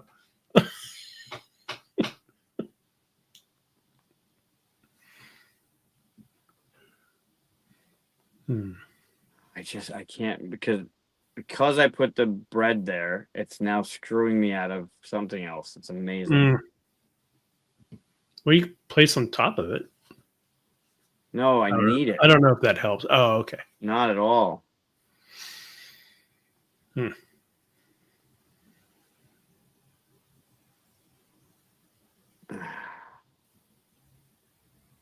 What you moving? Oh, bad. Oh, right. I mean, you don't have to if you don't want to, but No, it's just adjacent. Move to any space. well, Move to any definitely I space. see your card, so you don't want to move either one of those. Well, but I'm not. Yeah, I'm moving not that doing green that. help? Unless I cover something else up. I don't want to mess with this. Oh, I see. Yeah. Oh God, this is so bad.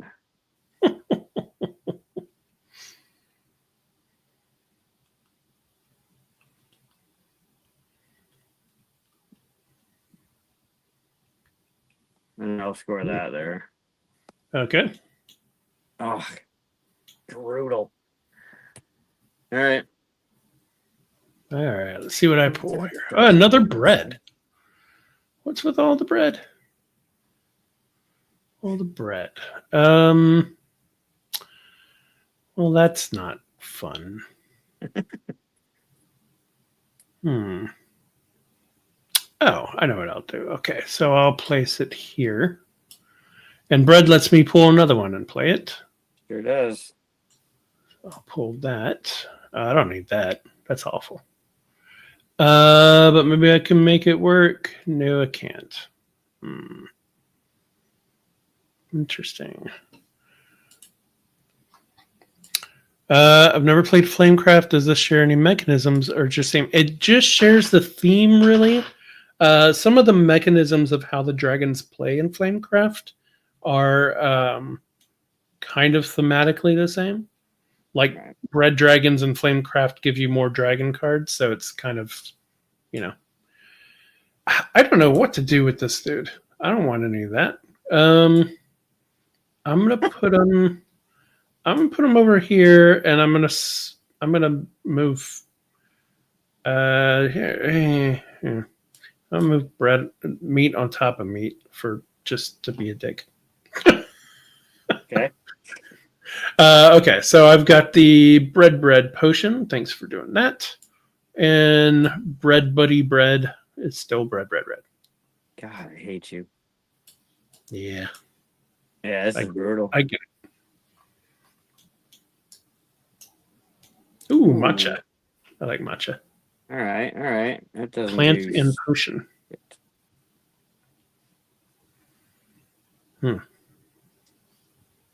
All right. Well, green lets me fire any adjacent, and purple lets me swap any two. Yep. Yeah, you get a lot of choices with that one.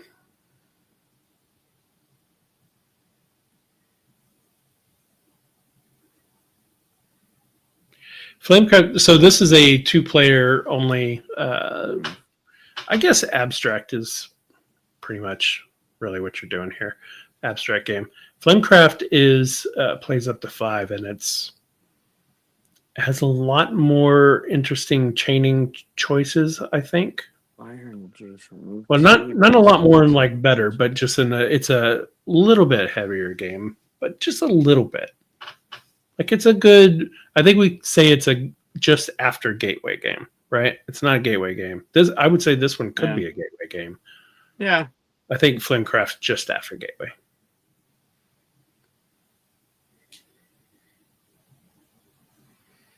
Where's Matcha going? I need you to put Matcha in a very specific place. I just can't make it work. You can make it work for me. I'm not doing that if I can help it. I don't know if you can. I don't know if I can. I could swap any two. I can't believe we haven't had another fountain yet. Well, I'm putting this here. That's not where I want it. Good. And I'm gonna use it as a potion, and I'm gonna swap any two. I'm gonna swap itself. And then get this down at least. Iron, and whatever you want. Buddy. Yep.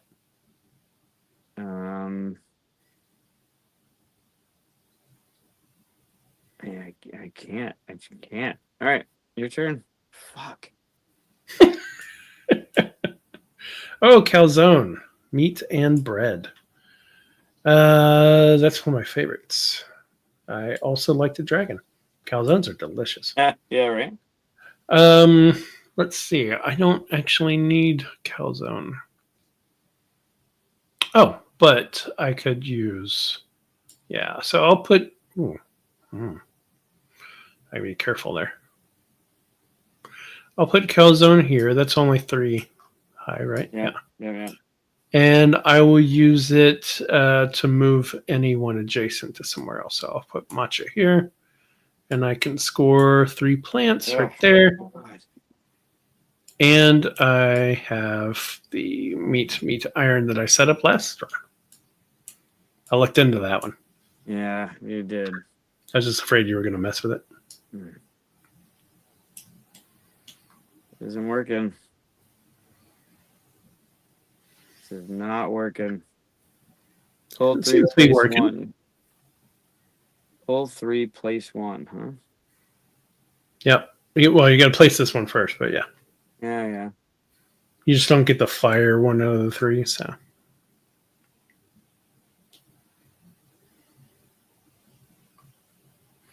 Don't forget about using your coins. I always forget about the coins. If you're stuck on a stupid combo of stuff.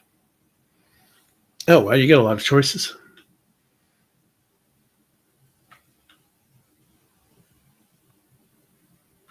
So one of those 3 get to go down.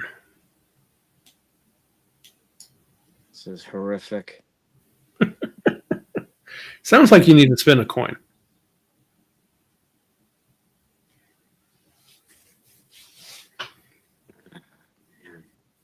The coin is what? Draw 2 and discard 2?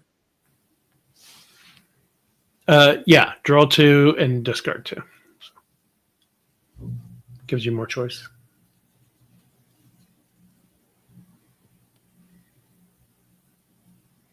And you got 5 cards.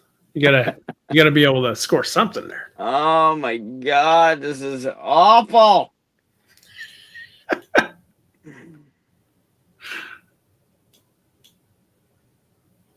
Man, you put that fountain in just like the worst place. We can't score other fountains because it's right in the middle there.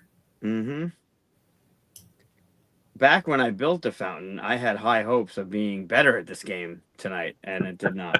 It did not work. I like how it's going right now. Are my discard face up? No, you can put them face down over here if you want. I don't actually know the rules, so we'll go with face down. This is the one game out of Cardboard Alchemy I really don't have a lot of stuff with. I've done some play tests and all, but this isn't one that I'm developing. Luke Laurie's working on this one. Doing a great job of it, obviously. That's fantastic. But that just means that there's a few rules I'm like, I don't know, even though I work for the company. All right, those are my discards. I'm scoring. Oh wait, I still gotta do something here, don't I? Yeah. All right, I'll place that. Put this away and put this away. And then I'll score that with Buddy, 3 bread. Okay, yep. And I'll score that with the 2 green, 2 plant, and yep. crystal. No, not a third one. Don't do a third one. Why? Just because I don't want you to. Oh, okay, I won't then. Can you not do anything with the fountain? Yeah, so if someone else scores a fountain, they can move it. But otherwise, it's just blocking that space. Makes it more interesting, I guess. All right. So you scored 2. Another bread. That's a lot of bread. Yeah, it's like a lot of the potion came out early too. Yeah. I think I'll just place it over here. Ooh. Yeah, actually I will. I'll place it right there. And I'll draw this. Yes. Oh, wait. Oh, no, that'll mess it all up. Ooh, I could get very close to ending it too. All right, so we'll place this over here. Draw 3. Ah, There's one left in there, so you have a final turn. Let's see. and So maybe that more. and that. I won't be able to score that. This game got out of reach real quick. Yeah, doesn't help me at all, really. So I'll just take this guy and put him over there. Actually, no, sorry. 2 of them go back, so it won't be. There'll still be a couple more turns there. Yeah. All right. However, I have a bread fountain. Yeah. Bread, buddy, bread fountain. So that means the fountain's going to move. I also have 3 iron, buddy. I also have iron, buddy, bread. Yeah, I almost had the 3rd one there. Couldn't make it work though. All right, so I'm gonna squish this spot over here. So bad. With the fountain, and that means I get to take. I'm gonna take the swappy guy. Do these go back in? Yeah. Yeah, they do. Yeah. Okay, so we're extending it a little bit. All right, it's your turn.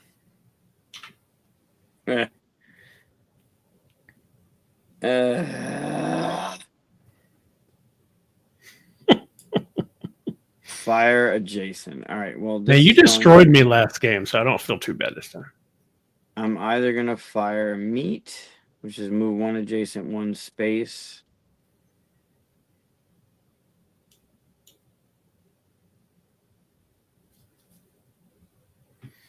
Or the link to this Kickstarter is in the description video.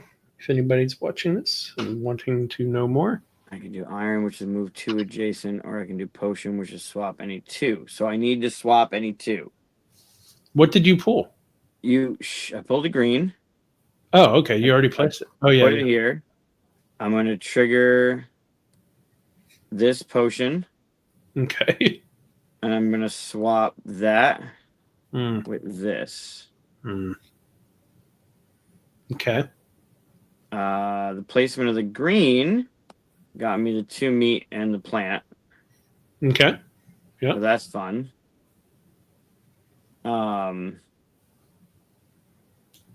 But the placement of the green screwed up. This. That's great. Well, I also got the crystal buddy. Yeah. But placing that there actually screwed me out of scoring this one. I don't think I can do it. Oh, I can! Ha! So placing this here covered up the iron, which got me the iron buddy, but I can go iron potion and use buddy as Oh, yep. Whew, okay. How you got 3 more than me, I have no idea. Oh, you're catching up. Yeah, well, there's my 3. I had 5 more than you at one point, so. It's your turn. God. Yeah, so I got matcha here, so I already know that. Okay, so that's looking good for me. That's looking good for me. That's the only thing I care about at this point. So yeah, I'm going to put matcha over here, and I'm going to move crystal over here. That's going to score me meat crystal. And Buddy's helping me out here with bread, iron, and potion bread. Brutal. Yep. Yeah. All right. Okay. 4 chips left in the bag. And it's only 6 things left too. Oh, I don't think that's going to happen. Bread. Yeah, we could actually run out of cards, and that would signal the end as well. Right. Whenever you end the game, the other player gets to score any cards they have left, but they don't get to go again.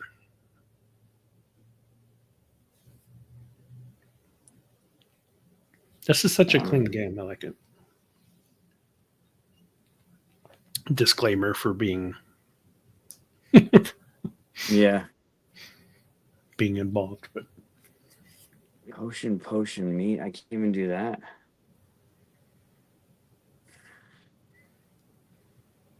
I think I got every single combination of this type. Oh no, he had one. That's right, he had one. I'm going to place this here to play a new one. All right, that gives me a little bit more options. I don't think I'm going to get to do that one. Green and red. Red is move one adjacent to any space. Green is fire adjacent. Mm-hmm. All right, I got that one.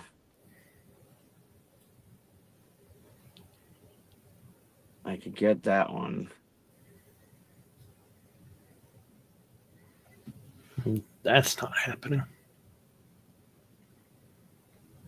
That doesn't look possible. Can't get that one. I can get two of them. I can't get all three. Maybe that one. If he places it where we want it, then it might happen.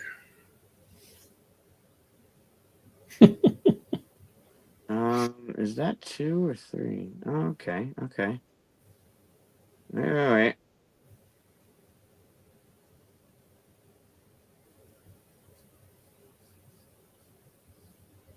I have that one. That one's done. I don't like that.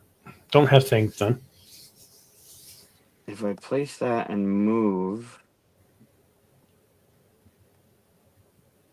which is the meat, is moved to any space, that unlocks that one.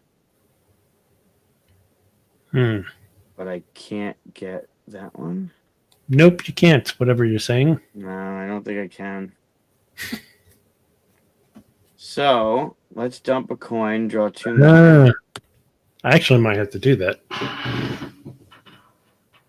It might be worth it for me to do it because it'll speed up the end of the game. So let me get rid of When you're ahead, you want to end the game. that and that. Go away. Oh, wait, but I can score that. Well, now I can score 4. Shit. You got to get one of them away. That sucks. I know. This one's got to go. Why'd you draw 2 if you could already score? Because I can't score that one. Oh, okay. So I wanted to get more, but now the 2 I drew, I could actually... Oh, I forgot there's discard here. We can pull the discard into it, I think. Yeah. I just have to get rid of 1 more. If we run out. All right. Well, I'm playing here.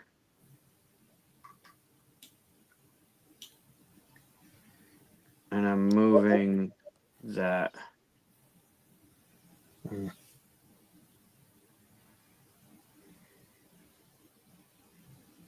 then I could do that. I can do that. I can do that. And I can do that. I can do... It doesn't matter. I can do it. I have to get rid of 1, and I can score. Oh, fuck. Okay. Well, whatever. I got bread, crystal with Buddy. Mm-hmm. I've got potion, meat with Buddy. Potion, meat. Mm-hmm. And then I've got crystal, iron with Buddy. Yep. All right, I think it's time to cover up, Buddy. Well, you're still up 3. Like, there's no way you got the game. Like, there's no... Maybe. Because I still don't have much here, so we'll see. Yeah, we'll see. All right, your turn. I might be able to, I think I have 1 already. You set me up for 1. Great. Yeah. You're welcome. That iron pull did not help me at all, though. Great. Great. All. So... It's moved 2 adjacent 1 space. You should be able to do something with it. No, because where I need to do that, it would really mess things up. Sorry. No, you're not. No. Turn that off. If it helps, I can't score any of the 3 I have. That does help. Yeah, I don't think. Oh, wait. Okay. All right. Well, I can do 2 then. So, okay, I'll place here. I'm going to move this guy 1 space here. And then I'm going to move this guy 1 space here. Hmm. All right. And that gives me the triple potions, buddy. And that gives me, already gave me the meat. Are you sure you want to move that? Because that's the fountain right there. Well, yeah, it's too late because I just revealed this. I actually don't have this because I just messed it up. So you're right. I should have done the fountain because I could have done the fountain and had the other card. Ah, that's brutal. Well, I've got that. Good. Damn it. And you end your turn. Yeah.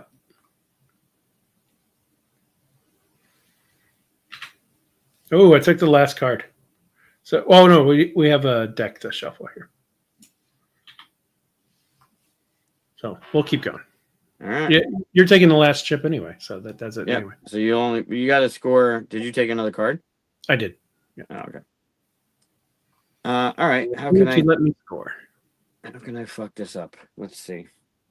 All right. Bread is play another, which would put these 6 into play. Bread is bread. Pull 3, place 1.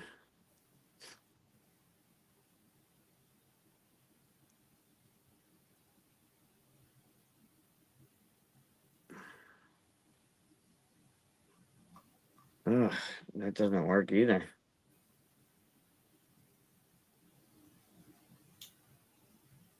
Place another or pull 3, place 1. Interesting. Oh yeah, if you want to do the 3, then you would take these 6 and throw in there. Well, I'm placing this here. All right, don't like that. And I'm gonna.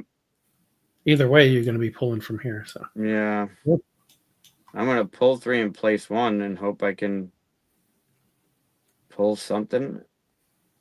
1, 2, 3. Okay. You already got your fountain. I got the fountain, and I can place.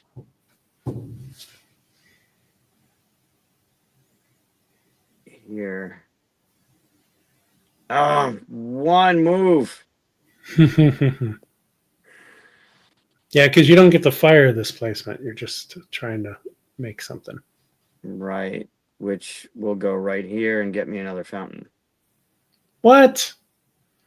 Stupid buddy. All right, take your 2 fountains. But I'm like I just want to move something. No. Fuck. All right. Well, I'll take the crystal and I'll take the meat. It doesn't matter. I mean, I should still do them in order, right? And mess up some stuff because you get to score some shit, right? Oh, that's true. Yeah, you don't know what you're fixing or scoring or messing up. So yeah, do the fountain. Move the fountain where you want to go. All right. Well, first thing I'll move are those. Okay, so you squish those with the fountain. And then the next thing I'm gonna move is Buddy. Oh, you know what? Sorry. I think yeah, there's a rule. You can only get 1 fountain per turn. And that's the reason, because normally you'd be given the token, 1 token for next turn. You can't have 2 tokens for next turn. Fine. So. Well, then, whatever this was, put that back. Okay. Get rid of Buddy. Yeah. Yeah. Makes sense. Yeah, because I don't want you to have Buddy anymore. That makes sense, yeah. So then instead of placing that red over here, I would have placed the red over here and got me the 3 for. Sure. Yep. So. Ugh. Well, it felt good to get 2 fountains in. It's the same amount of points, though. Yeah. Yeah. Do I have? I don't have any other things because there's no. 2 green in a row. Yeah. Okay. All right. Well, if it helps, taking out Buddy was the right call because I can't score that. I can't score that. I can score this. Meat, bread. All right. So all we have to do is hit our total here. I've got 48, 49, 50, 51 points. You have 38, 39 points. You had how many? 51. Oh my God. You got me by 12 points on 3 cards? Yeah, I guess I had a lot of 3 points in here. Yeah, there's the 3. There's a 3. 3. Oops. Wow. 3. 3. Yeah, Buddy makes the 3s a lot easier. 3. 3. 3. Yeah. Yeah, you got way more. Got 2 fountains up. Breaker. Derek says I have 3 diamonds. No, I don't, because he took Buddy out of the middle here, right? So there's 2 there. There's 1 there. There's 1 there. But yeah, I don't have the 3 diamonds. Yep. If you hadn't take Buddy. No, Buddy was the move, regardless. Yeah, it was. So powerful. Yeah, it definitely was. Man. Yeah, that was fun. I liked having the 3 cards. It felt you had a lot more. You had some room to wiggle, but it bites because when you can score all 3, holy shit. Yeah. I mean, scoring both your cards in the normal game feels really good, but when you can score all 3, that's awesome. Yeah. It does make it a little bit longer, right? It adds a little AP because you're trying to figure out 3 ways to do it. And that's really why I didn't want to. I imagine the most AP this could be is imagine the game where you get to see like 2 of these and you have 3 in your hand. Oh, yeah. And you're like, okay, if I pick up this, I can score it immediately. So basically you've got 5 to try to pick from.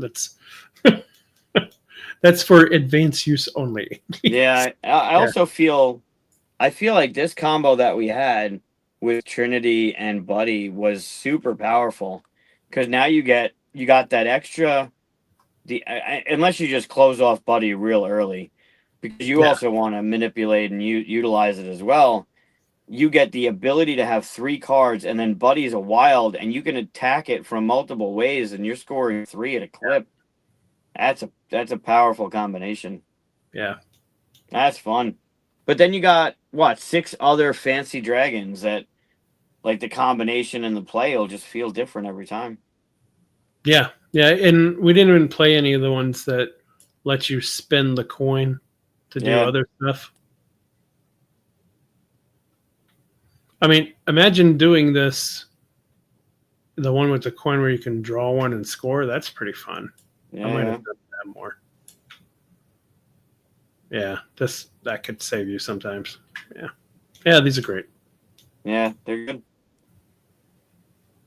Really good. Awesome. God, that was tough. I'm sure there were better moves I could have made, especially towards the end there, to get some more of these to trigger. It's one of those games where you're like, I'm sure if I thought about it more, then I could have done 3 instead of 2. All that stuff. Yeah. So. I thought about it a lot, though. That's great. It's. I love it. I can't wait. Awesome. We're going to play again next week? Oh, we can't. You're going to be here. Damn it. Yeah, so I won't be here next week because I'm going to KublaCon in San Francisco. You're going to figure it out, bring in a special surprise guest, something like that. Probably won't be a surprise because we'll say on the thumbnail who the guest is. But yeah. And I forgot about it until you reminded me, so I'll check with people tomorrow, and I have an idea. Awesome. And we are working on our podcast, but that'll be probably a couple months before that comes out, I think. We want to get a good amount of that going before we publish it. But we'll let everybody know when it comes out. Anything else you want to remind them of? Go jump on the Kickstarter. You got 1 day left, basically, Yeah. or 2 days left, I think. Less than 2 days. Anything else you want to remind them of? No. Pre-order the Unraveling, or go to our website Yeah. and order a copy, or hit up your stores or Amazon, wherever you Barnes and Noble it. Where you get books. Yep, that's the thing. It's a huge week because we want to hit that magic number that gets us on the New York Times bestseller. So all the pre-orders count, and all the stuff that we did over the past couple weekends at the shows helps, but we need that number. So whatever we can do in the opening week is key. So whatever you The can do. Unraveling. Go check it out. It's a great story. It'll be part of a trilogy. So Well, thanks everybody for sticking with us. This is a long one. yeah, this was good though. This was fun. It's fun. Awesome. Can't believe I talked to you for a whole hour this morning too. Yeah, in addition to the 3 hours we just yeah. It's all right. You got your revenge on me. You just beat me in duels. So Woo! good job. Thank you. Cool. Talk to you guys later. Bye everybody.